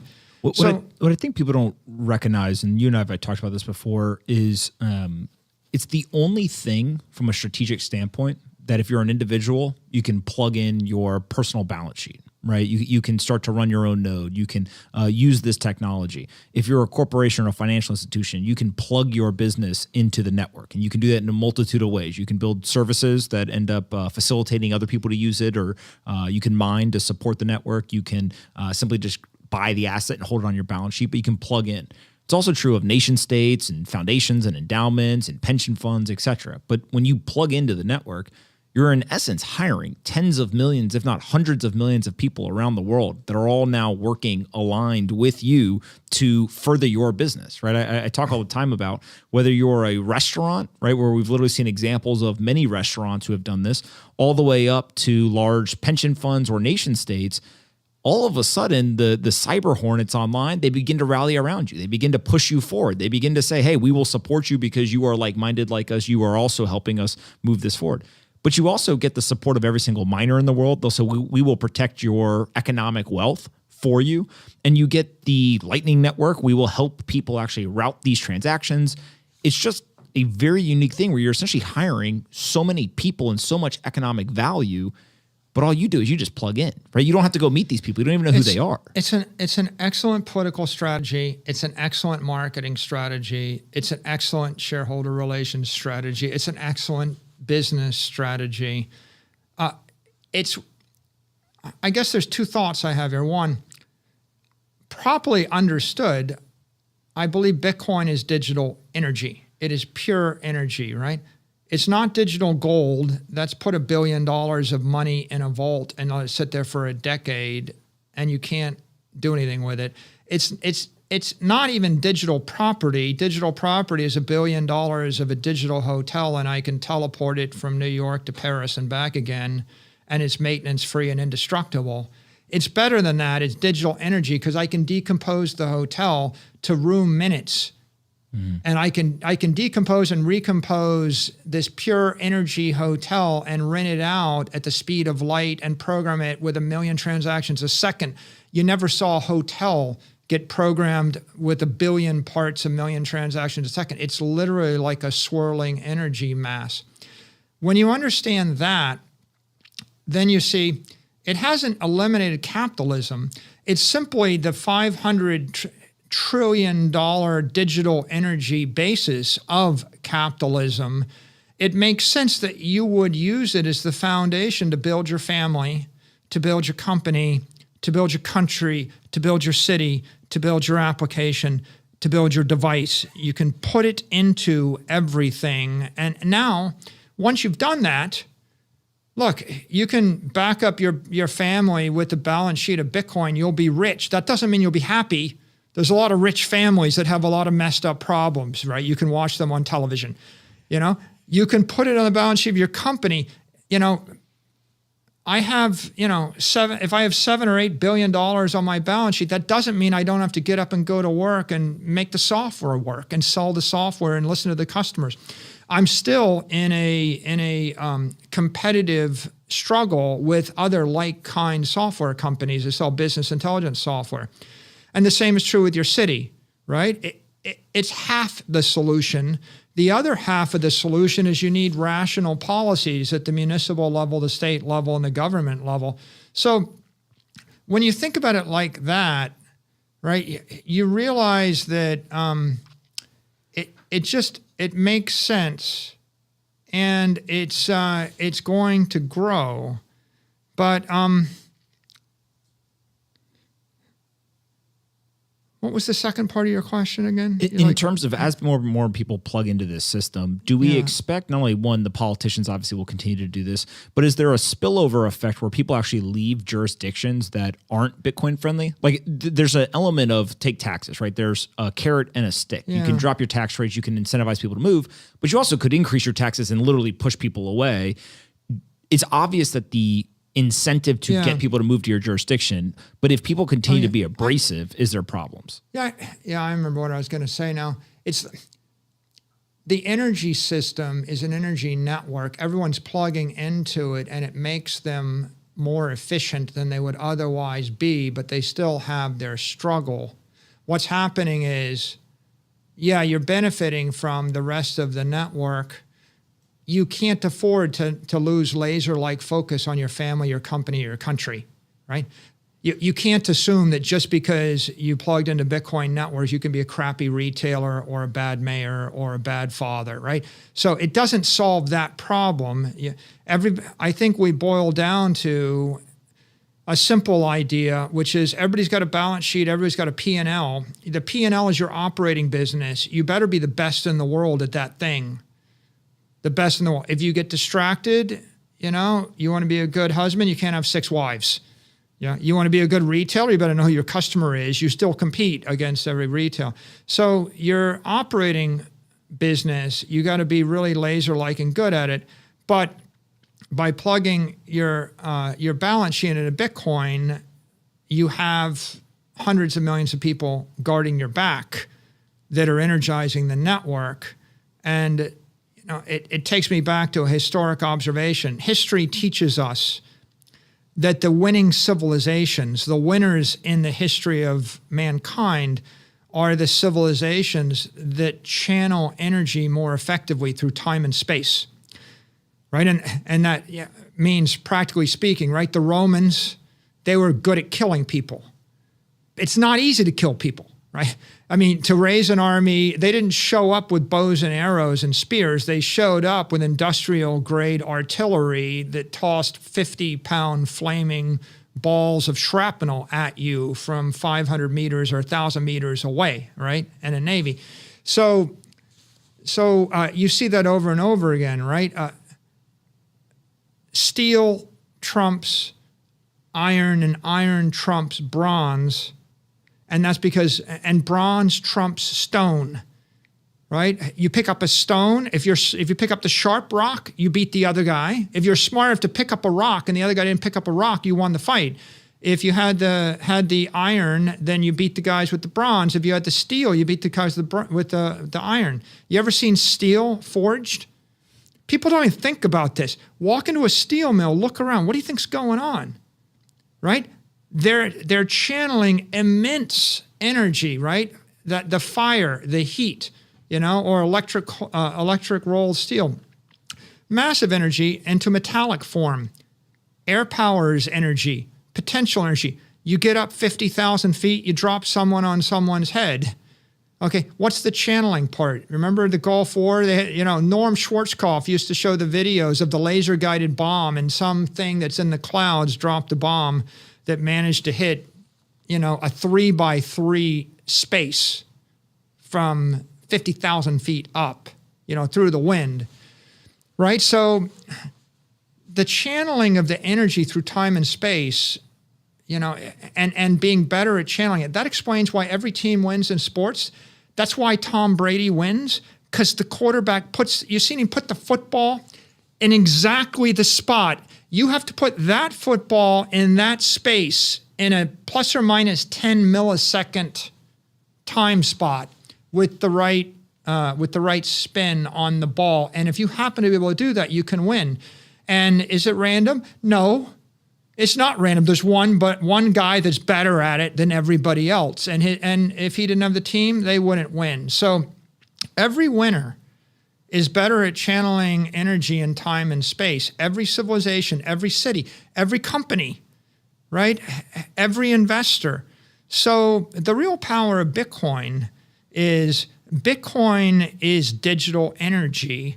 And until you figure it out, if I said to you, what is digital energy? Well, digital energy is I'm going to put $100 billion into this container, and then I'm going to do a magic trick and it's not here anymore. But guess what? I can move it at the speed of light 1 billion times a second and you can't find it. And I can put it into every car and it'll drive every car on the planet for the next 2 years without fuel. Sounds like a magic spell. It is a magic spell. Any sufficiently advanced technology is indistinguishable from magic. Bitcoin's digital energy, the next best thing is electrical energy. It's not, information. These are not nearly as good. It's 1,000 times better than the thing it's replacing. A lot of people, they can't get their head around it. They don't want to understand it. The conclusion is, if I told you, which country is going to win the war? The one that masters air power? Right? The first half of World War II was air power, sea power. The British, control the seas, right? Or how about this? Nuclear power? What could nuclear power do for you? Right? You think you weren't channeling energy? Right? You're channeling energy. So now we're talking about digital energy, and you would ignore it at your own risk. It doesn't guarantee you win, right? What's a gun? A gun is channeling with precision, right? Chemical energy or explosive energy, right? It's pretty obvious if you think about it. Guns, germs, steel, you're channeling energy. Lord help you if you're on the wrong side of that. But if I do hand you the gun, you'll probably win unless you're stupid enough to shoot your own foot off. And there are examples of people that shoot their own foot off in the history of war and the history of civilization. But ultimately, what history's telling us is the team that is most coordinated, that channels energy, always wins. And Bitcoin's a good bet just because it's digital energy, and the advantage you have versus using metallic energy in the form of gold or using political energy in the form of fiat paper is so much greater that the deck is just stacked against everybody else. Now the question is just who's going to jump on it and how fast. Which politician, which big tech company, right? If Apple gets on Bitcoin, they generate $1 trillion of additional market cap just on the balance sheet maneuver. That's the first trillion. If they build it into an iPhone, you make another trillion. If you're smart, you have a $10 trillion asset in your cloud and you become a $10 trillion bank. If they do it, or they don't do it, right? The world's full of examples of empires topple because they did not embrace a new technology. The Romans needed the Etruscans to whiff, mm-hmm. and for the Greeks to take their eye off the ball, and then one thing leads to another, and when you get enough power, you start to become more closed-minded. Right? If you have enough money and enough power, you don't need to learn anything new. What we see going on right now is every single powerful person in the world is asked the question, "What do you think of Bitcoin?" Everybody, the premier of Russia, every world leader, every major investor, every major influencer, everybody's got to have an opinion. Ask yourself the question, how many of them spend 100 hours studying Bitcoin to form an opinion? I don't think there's a single person with a negative opinion that spent 100 hours studying it. I don't think you're out on the limb there. I just think the world's full of people that they haven't spent 10 hours studying it. And yet, if I walked up to you in 1900 and I said, I got electricity, I want you to put it in your building. I want you to put it into your carriage. I want you to put it into your ship. Or I want you to, you manufacture food, I want you to use electricity instead of steam power or mechanical power. Okay, how many people would stop and study it, and how many would think they would master it and figure it out with 1 hour of consideration? Would you know how to wire, Hershey's, Pennsylvania, or a meat packing plant, or a ship with electricity in 100 hours? 1,000 hours? How many hours does it take to figure it out? And what are the consequences of not figuring it out? I think the consequences are over 30 years, you go out of business, right? Yeah. Let me ask this. This idea of moving energy between time and space, I think you and I, unsurprising to the audience, understand how valuable this asset is. We understand how much pristine collateral it provides. When you think about Bitcoin, there's a price that is attached to it. And the price goes up and down on a daily basis. It's priced in US dollar terms. There are short-term reasons why to pay attention to the price, especially if you're holding on a balance sheet of a publicly traded company like we talked about. But when you look out over the long term, I've heard you say things like it's going up forever, do not sell your Bitcoin, and other things that I don't want to make an assumption, but insinuate that you are going to hold Bitcoin for your lifetime. How do you think about price in that equation? Do you worry about it? Do you think about what it will be worth in US dollar terms in the future? Like, how do you think about price? I think the only thing you got to do is figure out how much of it you can buy. And the reason to stop buying it would be you're buying it with leverage or with a mark-to-market loan that could cause you to get forced liquidated. So if you had $1 million sitting around, you just buy Bitcoin and hold it and wait. You know, can you borrow $10 million to buy Bitcoin? I wouldn't buy it at 20x leverage or 10x leverage or even 5x leverage or something, because the significance of price is you look at the volatility and you ask what's the likelihood that it will trade down 50% and I'll get a margin call and force liquidated. If you have margin debt, you can theoretically get a margin call. If you have long dated debt, you know, if you have a 7-year loan, we have a 7-year loan and we bought $500 million of Bitcoin at $36,000 a coin. What's the odds it'll be $36,000 a coin in 7 years? Well, you know, I'm not so concerned about it. So I think the way to think of it is, here's my model for Bitcoin. Bitcoin's price is going up because of inflation. Saifedean says 14%, right? We know that in the absence of everything else, if you had complete adoption, if 8 billion people had Bitcoin and we had world currencies and the US dollar was the world currency and we inflated it 14% a year, then you would think Bitcoin would go up 14% every year as the currency kept getting inflated. So the price of the dominant monetary network or dominant monetary asset goes up by inflation. And the second dynamic is adoption.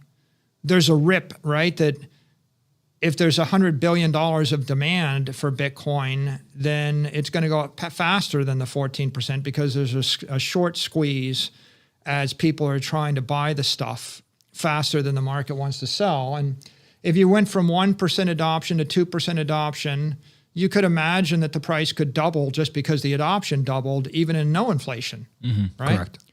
And then the third driver is utility.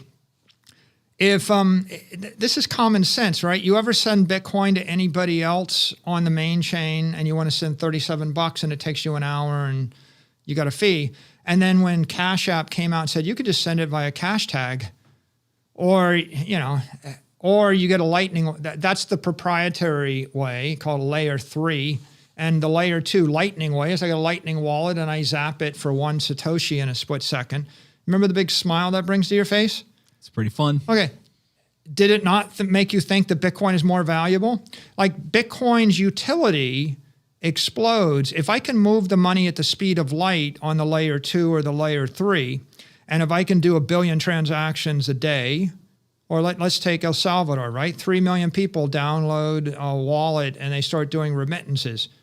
Is there demand for Bitcoin?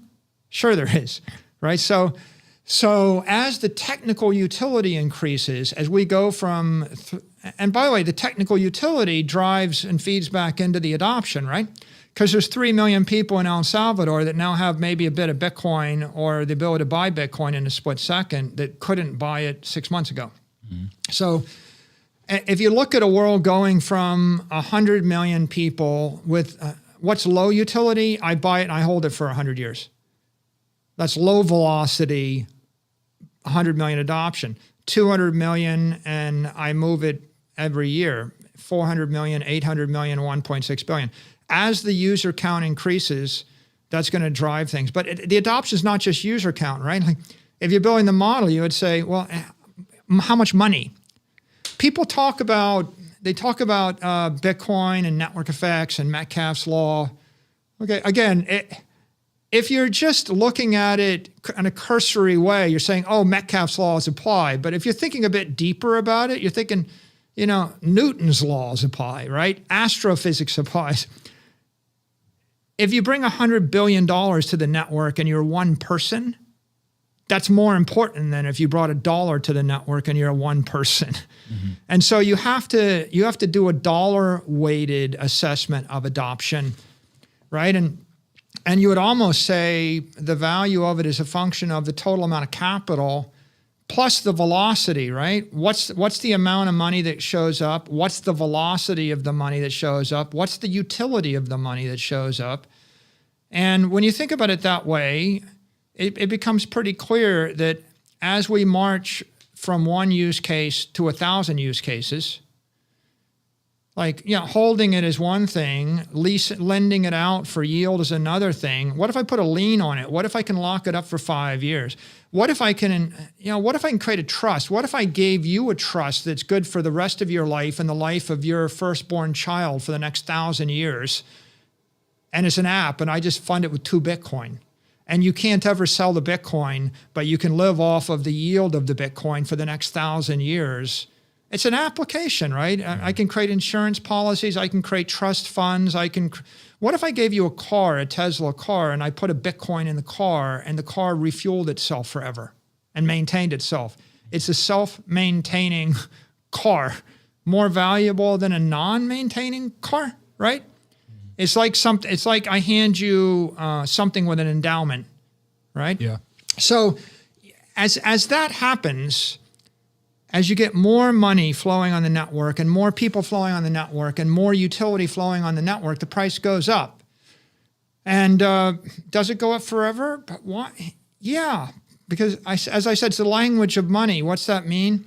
It's like English. Right? How long's been around?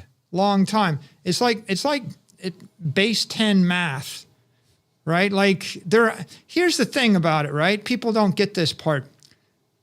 Bitcoin is math, but it's a type of math. It's like base 10 math. The Bitcoin protocol is a protocol for money.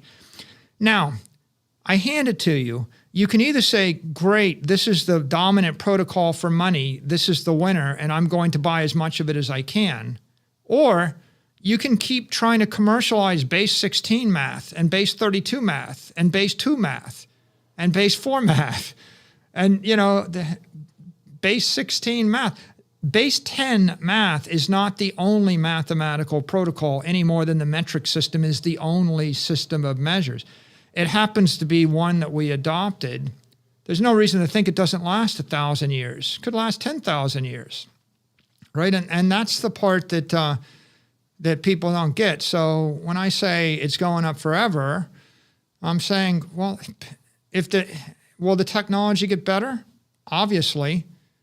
Will adoption increase? Well, I guess you could say it gets pegged out. When adoption is 8 billion people, when everybody's adopted it, technology keeps advancing, inflation continues in whatever other currencies exist. And at some point, theoretically, if all the other weak currencies failed, right? You think we go from 130 currencies to 100 to 30 to 12 to 10 to maybe one day there's the dollar and the CNY and you're down to 2, and then maybe we decide to throw away the dollar and the CNY and we get enlightened and we just use Satoshis. Yeah. And you get the perfect Austrian economics hard money, perfect thing. Maybe. Doesn't matter to me if we do or we don't, but let's say we did. Well, then it goes up with the productivity of the civilization, right? Mm-hmm. Right. If the civilization is got 5% productivity growth and everybody's adopted the same money, then you've got 5% growth. And until that, you're going to have faster than the productivity growth because you're going to get these rips, these accelerations from technology and adoption and fiat inflation in the frame of reference, right? It's useful to see the frame of reference, right? Is your frame of reference the peso? Is it the bolivar? Is it the U.S. dollar? And in that frame of reference, then the price is going to adjust. My brothers are going to join us here in a second to ask a couple of questions. Sure. But my last question for you on this topic is, when you think about MicroStrategy, we always talk about MicroStrategy, right? Because that's the company that you run. But a lot of people will forget you actually made a very large personal Bitcoin purchase as well. Do you think about a difference in the decision making between a person optimizing for this as like a balance sheet strategy versus a corporation, or do you see those as the exact same thing? I think for a person, you just say, how much money do I want to store for the next decade, or maybe hold for life? How much long duration property? If I said you got to invest something for the next 30 years and give it to your grandchildren, hold it in the family endowment, I would put that amount of money in Bitcoin, right? The rest of your money is an investment. You're betting on Apple versus Facebook, or it's a speculation. I want to speculate on Doge versus SHIB because it's fun, or I want to gamble on the outcome of the Super Bowl because I think I know and it's fun, okay? And I think that all personal money falls into those three categories. It's either an investment, it's a speculation, or it's an endowment of a savings account. For a business, that's different because some businesses are traders. If you're a trader, if you think you can out-trade someone else, you're a business. You better be thinking about it 60 hours a week. You better have proprietary computers and proprietary models and know the markets and the arbitrages. Then you could trade maybe. I mean, Citadel trades, Renaissance trades. I mean, other people trade. Goldman Sachs trades. So I think they can be traders. And then also, when you get into business, right, businesses have other options. Like maybe they can raise capital, they can issue equity, they can issue debt. They're publicly traded. I have an army of lawyers and accountants so that I can do that. You don't as a family. So businesses don't have the same financing capabilities.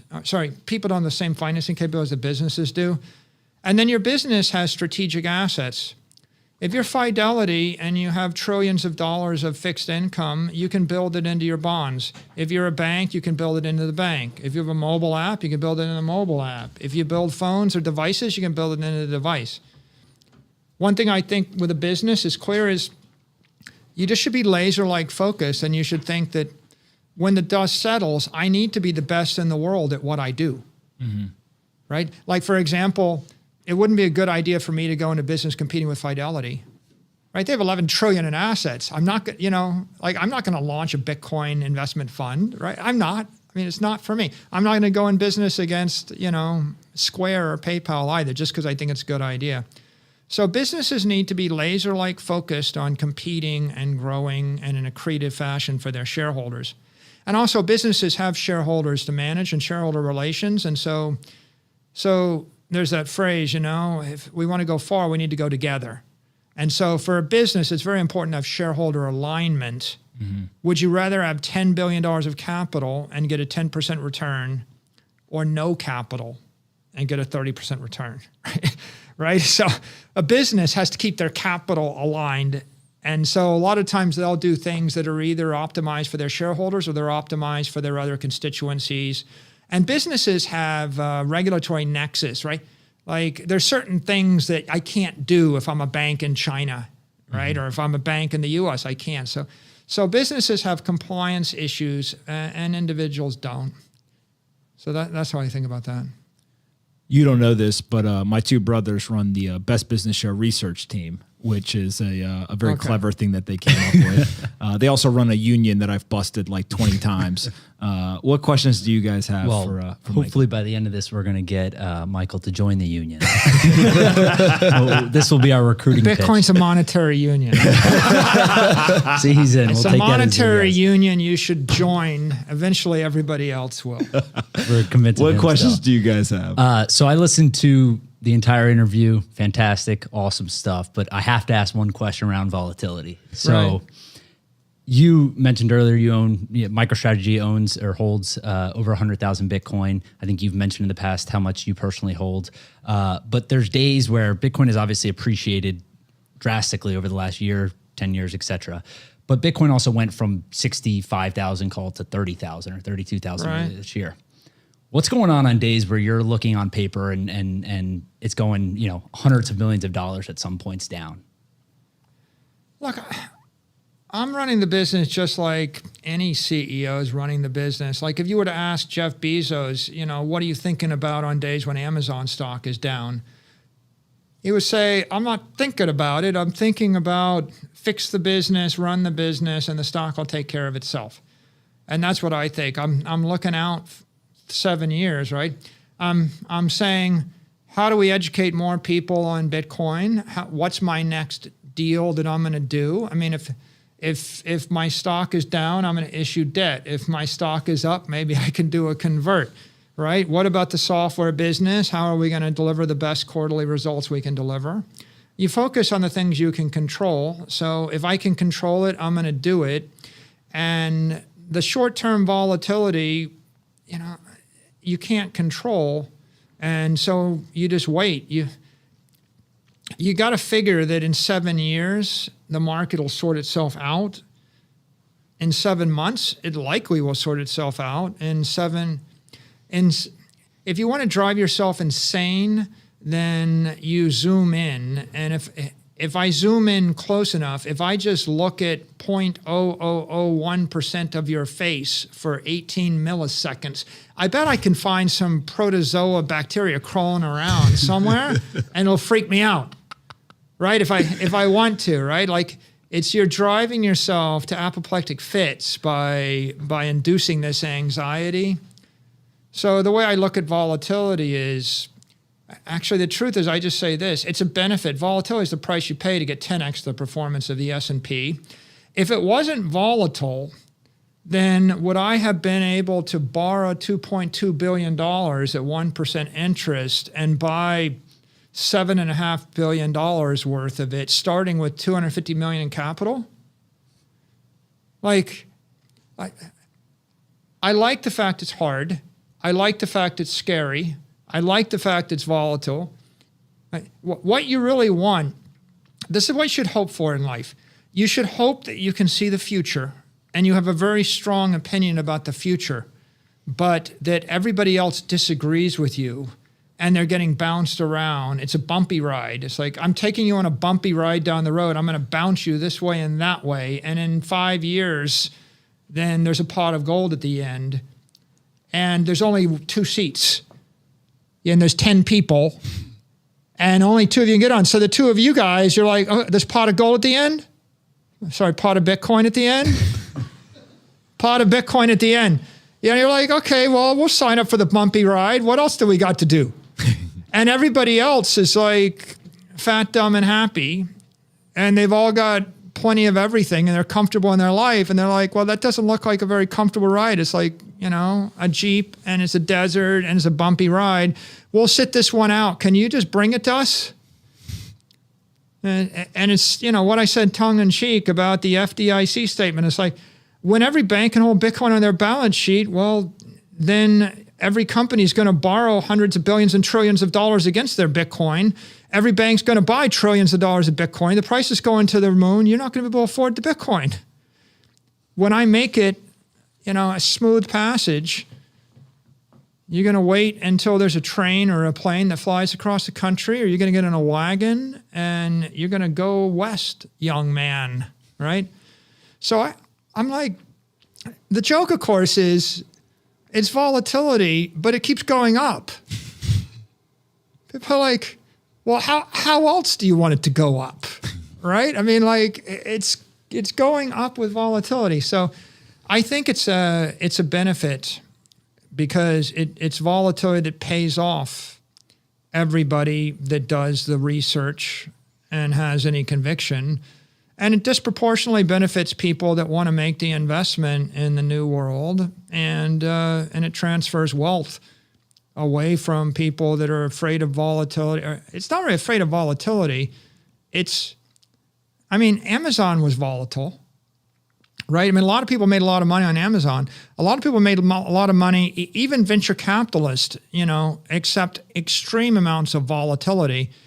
I think here you have an example of a liquid publicly traded asset, which is volatile, but in fact, it's still misunderstood by 98% of the public investors. So it's an asymmetric opportunity to buy something which is no less risky than investing in a big tech company, but much less understood. And I think probably the Sharpe ratios would actually bear that out. Correct. If we looked at volatility adjusted yield. John, what questions you got? Yeah, nice to see you again, Michael. So you have mentioned, and I tend to agree, that Bitcoin is digital gold and it's a store of value. I'm curious what your thinking is behind people, companies, and other countries using it as a medium of exchange. We've seen El Salvador adopt it. What are your thoughts around that? I really think that for the next decade, the screaming home run architecture is digital currency as the US dollar on top of digital asset as BTC. And I think that every country really wants to move dollars around as the medium of exchange because 100 million companies have their accounting systems wired for dollars. And I think they want to use the store of value. And I think if you had $100 and $99 are invested in Bitcoin and $1 is invested in the USD, you have 99% of the benefit. In fact, it's not even that. It's like, you don't have to give up anything. If you have $1 million, you put $1 million into Bitcoin and you borrow $100,000 in USD, a stable coin, and then you pay your bill in the USD while the Bitcoin appreciates. So the net balance sheet ratio is 100% Bitcoin, but it doesn't make the currency go away. Right? Like MicroStrategy's got more than 100% of its balance sheet in Bitcoin, but we still use the currency. So what I think will happen, if you really want Bitcoin adoption to take off, you don't want to squeeze out the stable coins. I think that the USD stablecoin is actually going to drive the explosion in Bitcoin. The use case of stablecoins up until now has been crypto exchanges settling offshore, right? They're settling crypto exchanges. We didn't use stablecoins at MicroStrategy for anything. We don't use stablecoins to buy Bitcoin, right? So what you want is 8 billion people to use a stablecoin to buy coffee. And you also want Amazon and General Electric and Apple to remit cross-border treasuries in stablecoin. And why would you do that? Because you can move money at the speed of light on Saturday afternoon for free. And right now, MicroStrategy can't move money cross borders at the speed of light for free. Would we move USD by a stablecoin? Yeah. Would we move Bitcoin? Well, we might flash it into Bitcoin for a second, move it in another second, flash it back into USD, right? A la, Strike. Strike and Jack Mallers. We might do that. But I actually think that what the world wants, not just the world, every consumer in South America, Africa would love to have dollars in their wallet. They would also love, they know that now. Everybody knows that now. That's 100%, right? Everybody knows they want dollars in their wallet now. So the US dollar could spread to 6 billion people. It would spread to 8 billion people if the Chinese didn't block it, right? It'll spread to all 8 billion people now. They don't all know they want to hold their life savings in Bitcoin, but that's growing at a massive rate. That's spreading like a virus. Every government knows they want to control their currency. The strong governments will. The US will. The Chinese will. The EU will. The weak governments won't, right? Afghanistan, and Venezuela and places with hyperinflation, Zimbabwe, they will lose their currency privileges because they're weak. And who will they lose them to? To the dollar, right? So what I think is happening is you're just going to see an explosion in the dollar, an explosion in Bitcoin, an explosion in demand for money moving over lightning rails. If you could move stablecoin over lightning rails, that would accelerate the growth of lightning, right?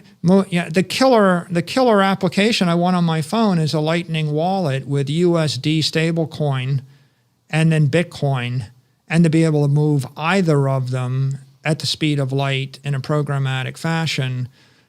And I think they both win. Who loses? And this is the key. Like there's too much. The dollar must lose so Bitcoin can win. No, who loses is weak assets and weak currencies. Can you think of a weaker asset than Bitcoin? Every other investment asset, right? Especially gold, silver, commodities, land, weak value stocks, and big tech stocks. They're all weaker assets. So you see money flow there's 500 trillion of them, by the way, right? We have 500 trillion in weak assets. If you got the 10 trillion from gold, we'd be up by a factor of 10. So I think that weak assets flow to the strong asset, and then weak currencies. How many currencies in the world are weaker than dollar? Name one currency, fiat currency in the world, stronger than the dollar. None. They're all weaker. CNY is weaker. Every African currency, every Asian currency, everything. So 180 nominal currencies. A lot of them are pegged to the dollar. 130 floating currencies. They all can be replaced with the dollar. So who wins?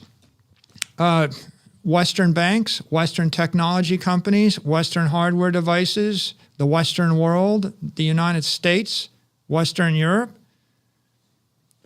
Who wins? Everybody that embraces Bitcoin, right? Who loses? The nation of gold, right? I mean, you want to declare war on something? Declare war on gold. They don't have an army. They don't have an air force. There's no politicians running for office of president of gold. There's no city, state, country. No one is crying thinking that their way of life will come to an end if gold got demonetized. So if I had one request from the Bitcoin community, my request would be focus your guns on gold. Ultimately, gold is being demonetized. This is not speculation on the part of Michael Saylor. You have all the stats. It's been demonetized for the past decade, right? It doesn't have a country. It doesn't have an army. It doesn't collect taxes. There's not a single person on earth that is going to lie down in front of a tank to defend the nation of gold. And yet gold is the enemy, because gold is a dumb rock sitting. You can't mortgage your gold. You can't lean up your gold. It's hard to rent your gold or license it or develop it further. Gold is not big tech. You can't put gold on an iPhone. So ultimately, what you have is there are two things that should succeed and grow. The US dollar, if you live in the United States and you believe in Western values and freedom and justice, right, and Western law and the progressive movement, you want the US dollar to grow. And instead of saying, well, the dollar is like a problem to save in, forget about that. Just point out that if you live in Africa and Asia, you would give your left arm to trade in dollars, right? So the dollar should expand on lightning rails, and Bitcoin should expand, and they go together, and we all win. We all win, right? The world's a better place. Every company, everybody wins. If you're going to compete, by the way, if you're going to compete with Square Cash App, then you might lose. If you're going to compete with Twitter, you might lose. If you're going to compete with the United States of America, you might lose. My advice is, you don't got to destroy the banks. You don't have to topple a government. You don't have to crush a currency. You don't have to stop a regulator. You don't have to, eliminate PayPal, right? You don't have to compete with all of them. You can buy Bitcoin. You want to compete with something, declare war on a dead rock, right? Declare war on the rock, right? The rock has been losing for a while now. And after you finish declaring war on the rock, declare war on dead property, right? Dead money, right? What are low velocity, I don't want to hold 500 acres in the middle of nowhere as a store of value. I don't want to hold 5 tons of rock as a store of value. I don't want to monetize these things. So if you start thinking that way and you think, I just want to take my monetary energy, put it into digital energy, and then I want to partner and ally with everything I find admirable, every great company, every great politician, every great country, right? Every great technology. Just be positive, be constructive, and we all go and we win together. The world will rebuild itself, right? It's going to rebuild itself. I would prefer that it rebuild itself in a peaceful, constructive, cheerful fashion, as opposed to, someone's got to lose so I could win. I think everybody can win, right? If we invent electricity and we invent math and we invent fire, isn't it highly likely the entire human race is better off because of math, fire, and electricity, right? I think, right? We can all win together, and so that's the way I see that. Before we finish up, we've been going for 2 hours, but I know you and I could talk about this all day. If I just give you the floor to finish, when somebody says to you, why Bitcoin? What's your 2, 3, 4 sentence answer as to why has Michael Saylor, who had every option in the world to buy an asset and put it on your balance sheet or personally invest in, why Bitcoin? Because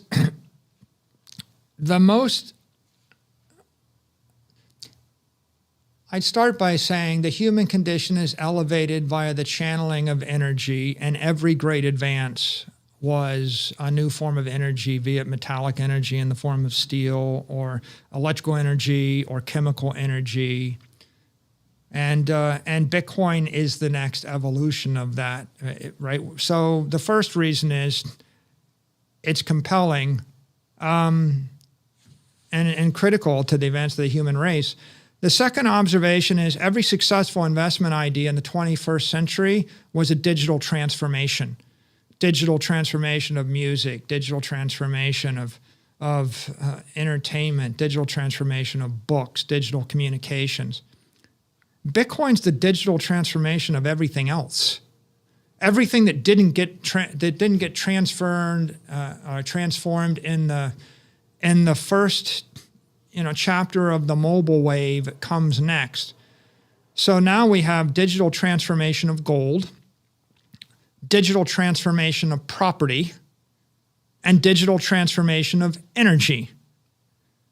And for the first time in the history of the human race, you can literally take energy, transform it into something in cyberspace, store it forever, move it at the speed of light, program it, and eliminate the friction that is applied to that energy when it takes another form. Economically, energy is capital, right? We use the phrase capital. If you have digital capital, it's the digital transformation of capital, and capital is half of everything. If you sum up every piece of property, every corporation, the value of everything, it's all capital. You capitalized it. So if I capitalized everything and I stored it in 20th century instruments, I would store them in equity securities and bonds and titles to property. In the 21st century, I have the chance to capitalize the entire world economy and put it in a digital token we call Bitcoin. So why buy it? Because it's half of everything.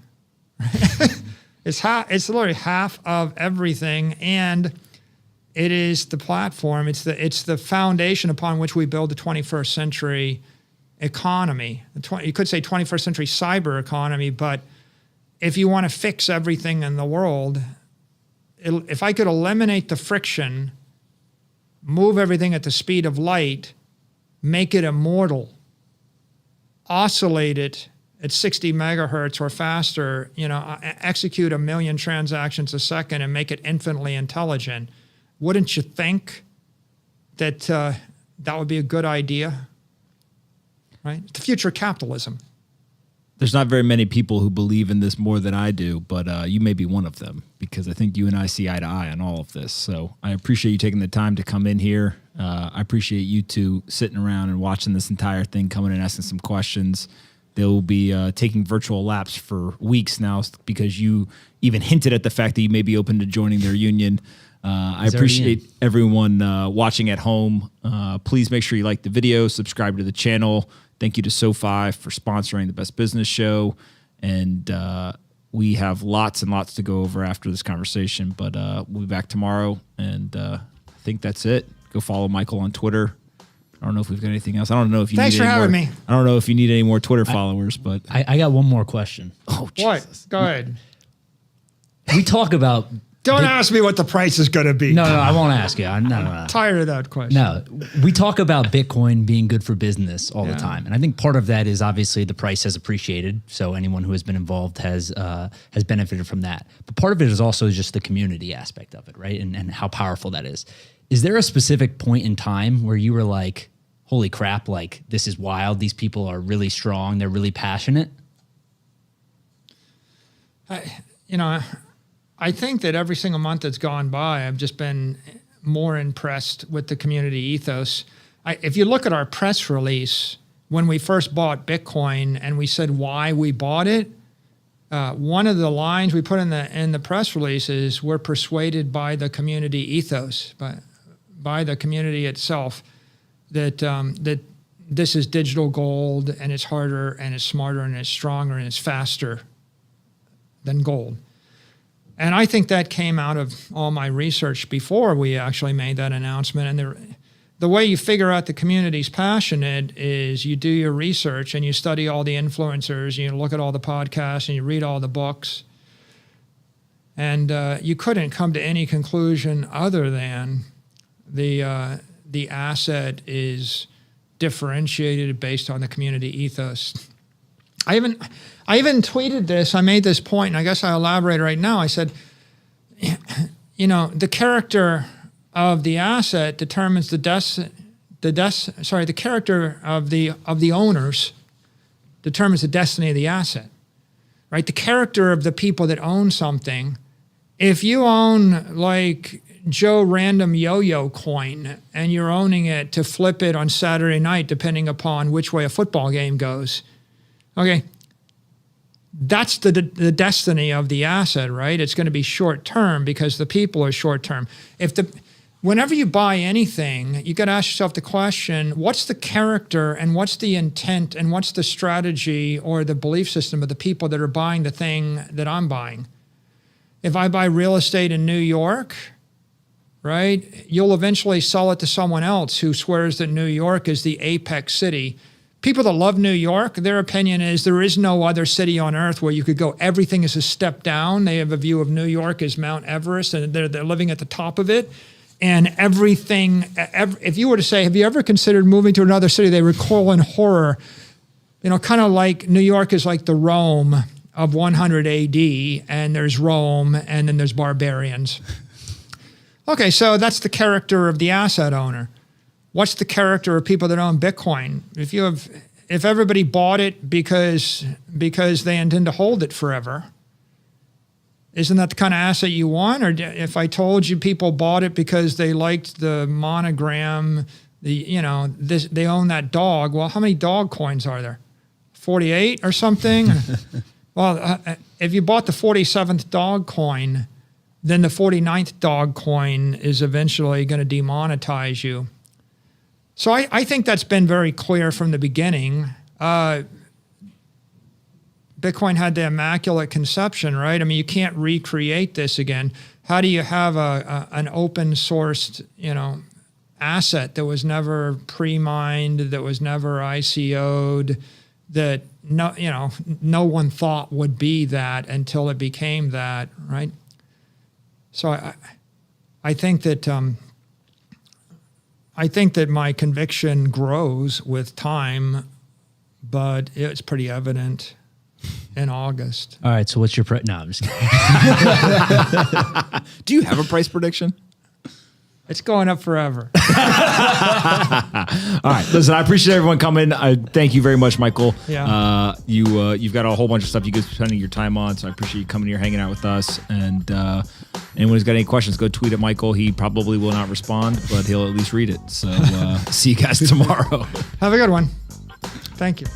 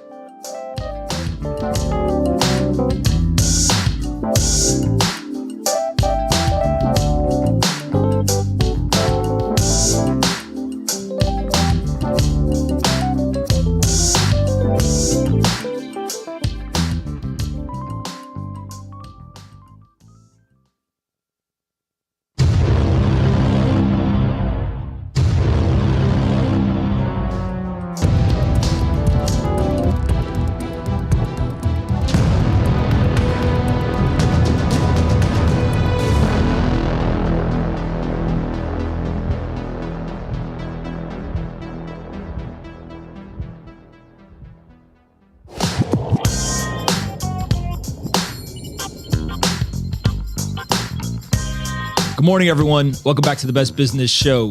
I'm super excited. Today we have a very special episode. Myself and Michael Saylor sitting down for a 2-hour in-person conversation. Michael and I recorded a podcast episode about a year ago, right after he announced that he was going to put a very material portion of his company's balance sheet into Bitcoin. And so maybe, Michael, we can start with kind of a 1-year update from when you actually decided to make that decision and how things have been going so far with MicroStrategy.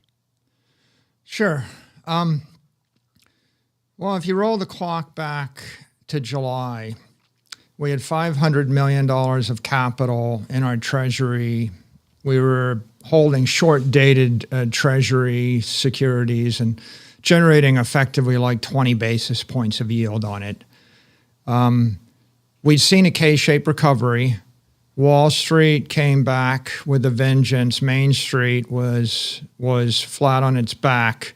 And it was clear there's monetary inflation. So we decided that we were going to lose a large portion of the $500 million in purchasing power if we didn't do something. My forecast then was probably like 25% inflation. And you could have got there just by looking at the S&P index.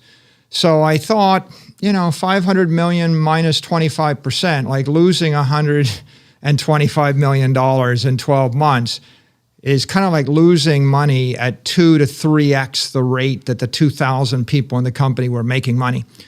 So we either needed to give the money back to the shareholders or we needed to invest it in something.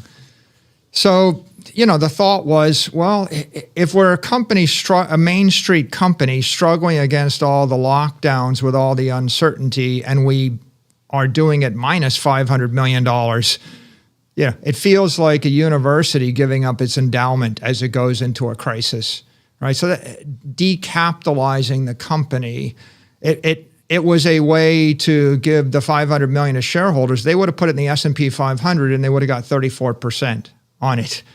If we had done that. But we would have, in essence, left ourselves defenseless without any capital. So that was one strategy. The second was invest it all. I would have bought $500 million worth of Bitcoin if I was a private company. I just would have walked out, bought all $500 million. I would have done it at whatever, $10,000 a coin. But as a public company, you got to think about your outside shareholders. And you can't, it's not like there's 10. You can't just go to the 10 of them, ask them what they want to do and get their buy-in. When you're public, you've got a shifting set of outside shareholders that are changing every minute of the day when the stock market is open. So the way that you actually handle this is a bit more sophisticated. What we did is we transparently we telegraphed that we were looking at this. Our first press release was an announcement that we were going to buy back $250 million worth of our stock over the course of 12 months. And we were going to invest $250 million of our capital in hard assets.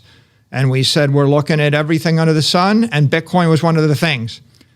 So my first love of the Bitcoin community was, the way that I knew I liked all the Bitcoiners was one day later, some cyber hornet, some Bitcoiner goes, MicroStrategy is considering buying Bitcoin with $250 million. Now, as Bitcoin merged in there with gold, silver, commodities, equity, property, real estate, anything you could have imagined.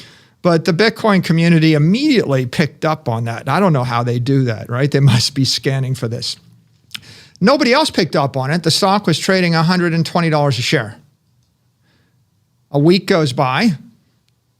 Literally, you announce you're going to spend $250 million and buy your stock back. You think it would move? Nope. Crickets.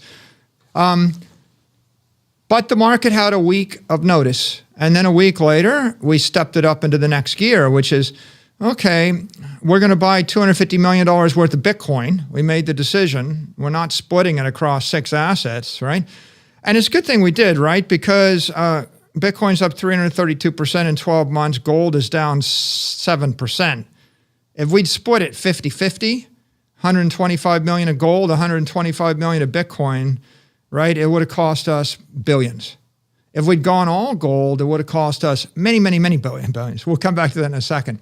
So we had to do something, but the question is what? So we just picked Bitcoin. We made the decision, but we thought, this is going to be jarring for some people.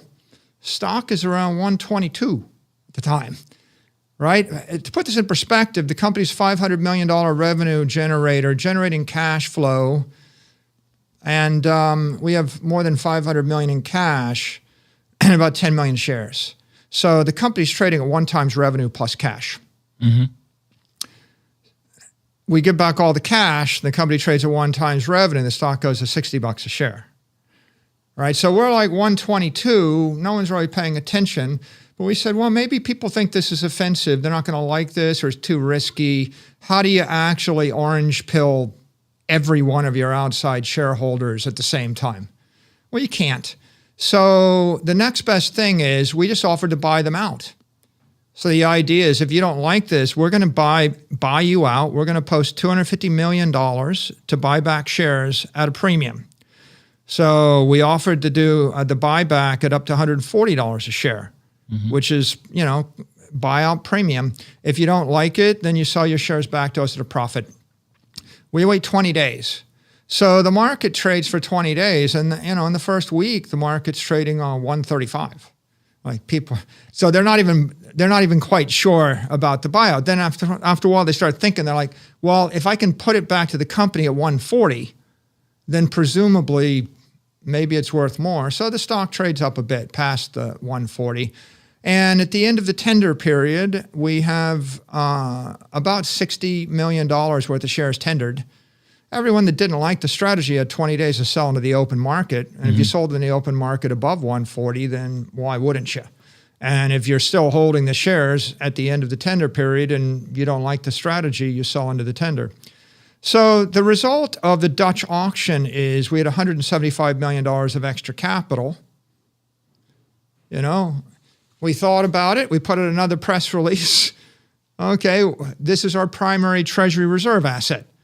So the first notch was this is a treasury reserve asset. The second step is this is the primary treasury reserve asset. Then we bought 175 million more Bitcoin. So at that point, we're up to 425 million. The first tranche is in the 11,500 range. That was a little bit difficult. It was more difficult to do the second tranche because Bitcoin traded down. We had a loss. It traded down to into the tens and even, you remember that. So the second tranche we bought at 10,000 something because we're committed, right? And if you go pull the Twitter stream, there's all sorts of interesting commentary on our strategy. So you basically had done, let's call it up to that point, 425 million of a $500 million balance sheet. And you had rotated your shareholder base to people who were aligned with the strategy. And you had also planted the flag in the ground as the first publicly traded business in the United States to identify a treasury strategy that would leverage Bitcoin as the primary currency or the primary asset that you would use in your treasury. When you do all that, I know that there's been a whole bunch of conversations in the behind the curtain. I don't need names, but what are other fellow publicly traded companies, other finance executives, people on Wall Street at that point? Are they saying you're crazy? Are they, oh, wait, this is really interesting. Tell me more about it, trying to learn? Like, what was the reaction after the first $425 million? I think it was largely ignored by every other publicly traded company. I don't think there's a lot of awareness or to it. When we did our due diligence checks, we found Overstock 2 or 3 years ago had a few $1 million of Bitcoin on his balance sheet. And that's it, right? We couldn't find anybody else. And so this is off the beaten path, but it seemed like so rational to me. Like it seems so obvious. Bitcoin is digital gold. It's basically engineered to be digital gold. What do you need in a inflationary environment? You need something that's like gold, but better than gold. You have to make a choice. It was obvious that the institutions were coming, right? I mean, you had companies like Fidelity getting into this space. just, 6 months earlier or whatever. But the fact that we're institutional custodians was a big checkbox. Grayscale was doing good business at that time. So it struck me as being a rational thing to do, but no other public companies had done it. And it wasn't totally clear to me why, although at this point now it becomes clear, right, in hindsight. So we went through that. We did the 425 million. The stock traded up. Bitcoin started trading up. At that point, I started speaking in public, and you were the first person I spoke to. I remember. Right? and I learned most of what I knew about Bitcoin by scouring the internet and looking at your podcast and reading all of the stuff that was posted, right? And I tripped through all these different things. And one thing I knew from your podcast was you always ask a question, right? At the end, right? You're like, you can ask me a question, remember? Correct. Now you get to ask me the one question. So what I remembered about Pomp was he wants to know a book and he wants a question, or he gives me a question. So I'm like, gosh, what question am I going to ask Pomp? And how do you learn Bitcoin? You study Twitter and you study YouTube and you surf the web. So here's what I know. I know I get to ask you a question, and I know Jack Dorsey has Bitcoin in his bio. So the question is, how do we get Jack Dorsey to buy Bitcoin next? Correct. Right? Correct. And at that point, we're all alone as a publicly traded company, and people aren't quite sure if we're crazy. But what happens next is some bullish things, right? I mean, I thought that when Square bought Bitcoin, that was a seminal event, right? Because one data point is a question mark, but when you had the second data point, you can draw a line. Mm-hmm. And so that was a big day. When PayPal announced support for Bitcoin and they started moving it, that was a big day. That was a data point, right? Those were the data points that moved us from 10,000 to 12,000 a coin. And at some point, some Citron research discovered my stock, and Andrew left, I guess, said something positive, and the stock started trading up, and then it traded into the high 100s, and then it traded into the 200s, and Bitcoin started trading up, and when we got into the teens, people thought, oh, well, there's something interesting here. So the next step in our journey was, like, in addition to me starting to communicate why we had done what we'd done, the next step in the journey was to go out and buy more Bitcoin. So we started buying more Bitcoin as part of the Treasury Reserve strategy, and that got people's attention. Then when the stock got to the 300 range, that was the highest it's been in a decade, 300. So we started thinking, well, maybe we can raise more money. And so we went back to the convert market, and we were trying to raise $400 million in a convertible debt offering, but it was extremely popular and we were oversubscribed. So we upsized the deal to $650 million. So that was a screaming home run. We had proposed a 32 to 37% premium. We priced it at the 37.5% premium, the high end of the spread. We'd proposed like 1.25% to 0.75% interest. We priced at the low end of the interest rate. So we raised $650 million at 75 basis points with a strike price of $398. The stock had not traded at $398 in a decade. Mm-hmm. So it seemed like reasonable. If you could sell $650 million of stock at $398 a share, it seemed like a reasonable thing to do at the time. So then we took that and we bought Bitcoin with that. So that was, we started out with we're going to raise the money for general corporate purposes, and along the way, the discussion was, what are you going to do with it? And I said, well, I want to be able to buy Bitcoin with it. And they said, well, we should put that, into the disclosure. I said, yeah, we should disclose that. And then they said, well, are you sure you're going to buy it? I said, yeah. So eventually it flipped and it became, we're doing it to buy the Bitcoin. So that became, in the history of first, right? We're the first public company to buy Bitcoin on the balance sheet. We're the first public company to declare it a Treasury Reserve asset. We became the first public company to do a Dutch auction, which is in essence like an equity issuance to buy Bitcoin, right? It's like I'm either buying my equity back or I'm or issuing the equity. So the first Dutch auction, where the proceeds eventually became Bitcoin, then the first convertible bond to buy Bitcoin. And I think that all of those things rotated the shareholder base, right? I think the most important thing was to be long Bitcoin, right? So in essence, the first publicly traded company where the shareholder base is long Bitcoin. And it started out, my aspiration was, it'd be great if half of our enterprise value is based upon enterprise software and half is based upon the assets. Because before we did this, we got substantially no credit for the assets. Mm-hmm. Like people were basically taking the 500 million and they're like, okay, well, that's going to be worth zero, right? Or negative. Because you were 1 times revenue plus just the cash on the balance sheet. Yeah.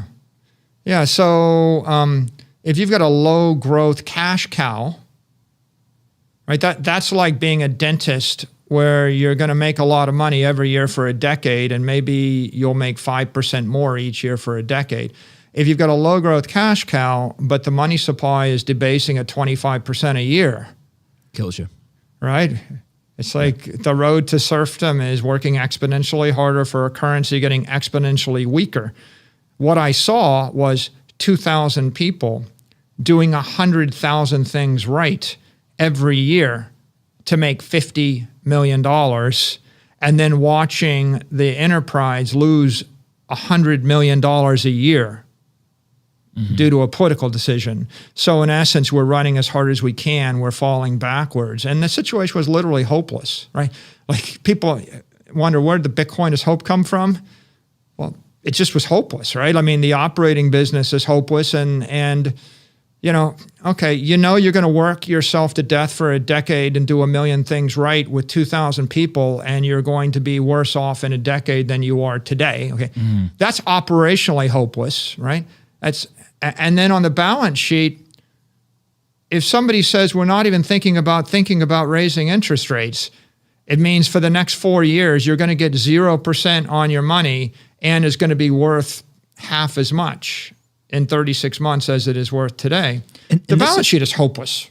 And this is all before we even see the persistently high inflation that we're seeing now, right? This was just from a market structure standpoint of this had been going on pre-COVID, got accelerated during COVID. You started to recognize this again last year. If you go back and you look at the inflation numbers in Q3, Q4, I mean, it was obvious that we were increasing or accelerating, but we weren't at 5% CPI for 3, 4, 5 months, right? Now is a much, much different situation. So at what point do you switch from this as purely a defensive like treasury strategy of we want to take the cash on our balance sheet and put it in an asset that we can protect ourselves, protect our purchasing power, to then it feels like you made the switch to go offensive. That first bond offering was an offensive move. I think you called it right there. I think that it's a defensive strategy through the Dutch auction. We had to do the Dutch auction to provide a graceful transition for our shareholders to get long Bitcoin, right? You're either long Bitcoin or you're selling out to us at a premium, one or the other. And then from that point, Bitcoin started moving up and our stocks started moving up. And then we realized that like the conservative thing to do is just stop there. And if we'd stop there, I mean, we would be all equity, $475 million invested at $11,000 a coin or something. And that's not a bad result, right? We would have made 6x our money. But what we realized is we could borrow money at 75 basis points.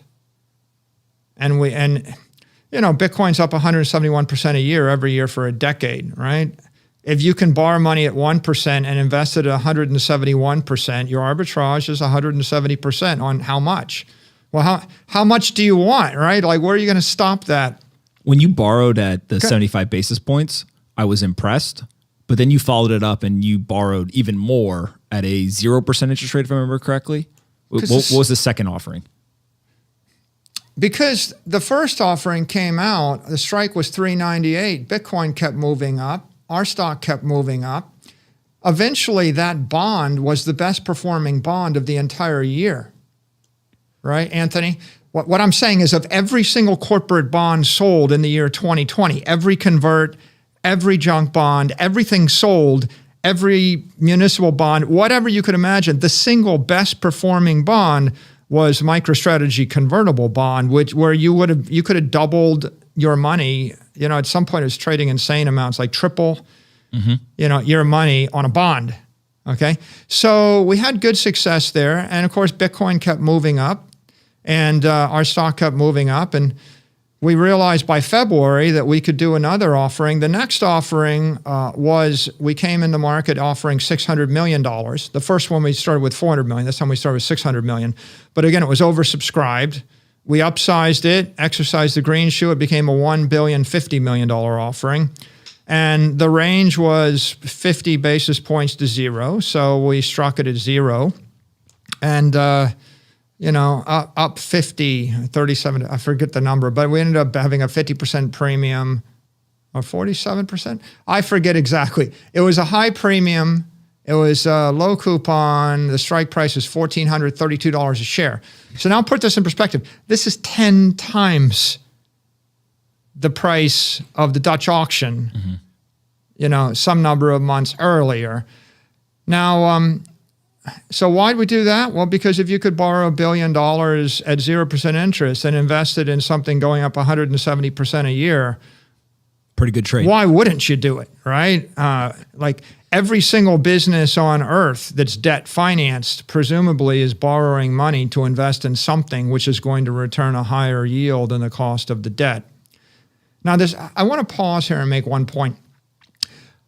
The reason that I was sensitive to inflation was I immediately saw the inflation in March and April in the stock market, right? Because my inflation bogey wasn't, if I were to go to all my investors and say, I got $500 million, I'm investing it at 2% interest and inflation rate's 1%, they wouldn't have given me a pat on the back. They would have said the S&P index is moving up 10% a year. Your hurdle rate, your cost of capital is not 1% or 2%, it's 10%.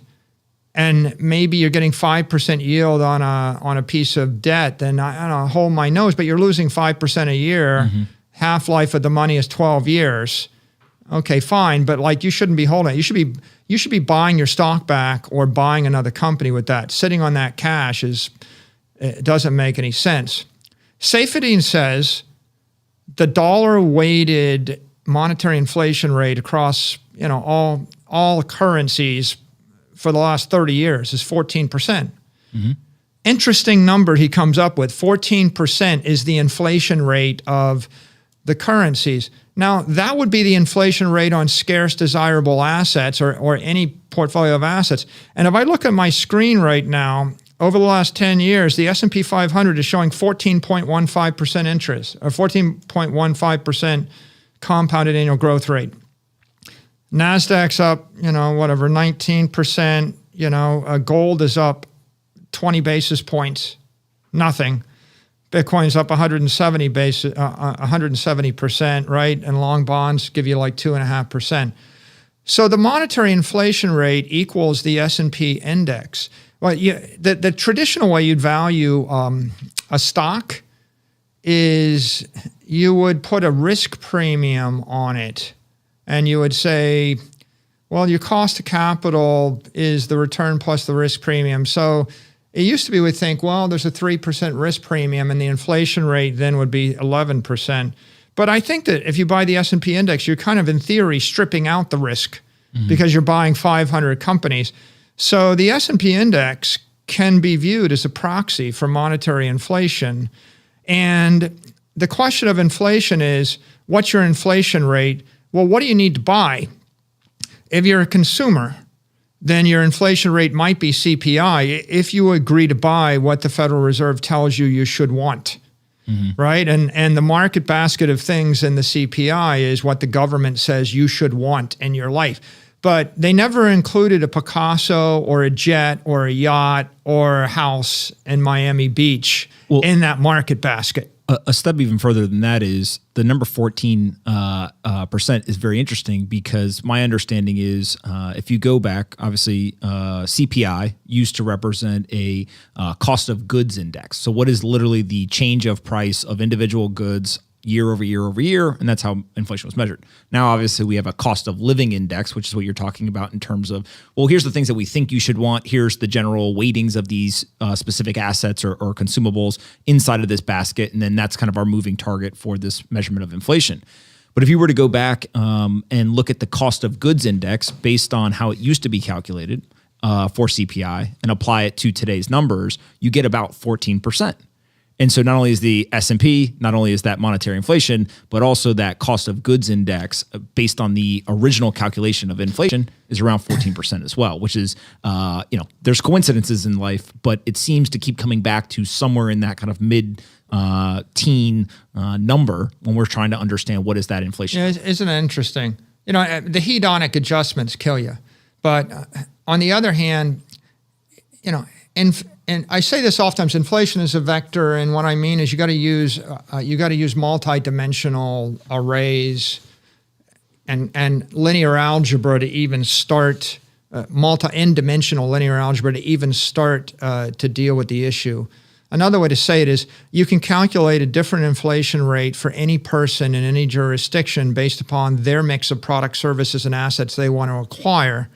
And so common sense says a person that wants to acquire a set of manufactured goods and wants to watch streaming YouTube has a lower inflation rate than someone that wants to buy Picassos. Now, what if you want to be rich? If you want to be rich, your inflation rate is very high because you have to acquire assets. If you want to be middle class, your inflation rate is different. So back to why I did what I did. If you're the CEO of a publicly traded company, your inflation rate is the cost of capital. And the cost of because your shareholders hold you to that cost of capital. If I go to a public investor and I tell them my goal is 2%, and they're saying, well, the S&P is up 14%, then I'm undershooting their goal. Their index is the S&P index, right? Correct. So the inflation rate for an investor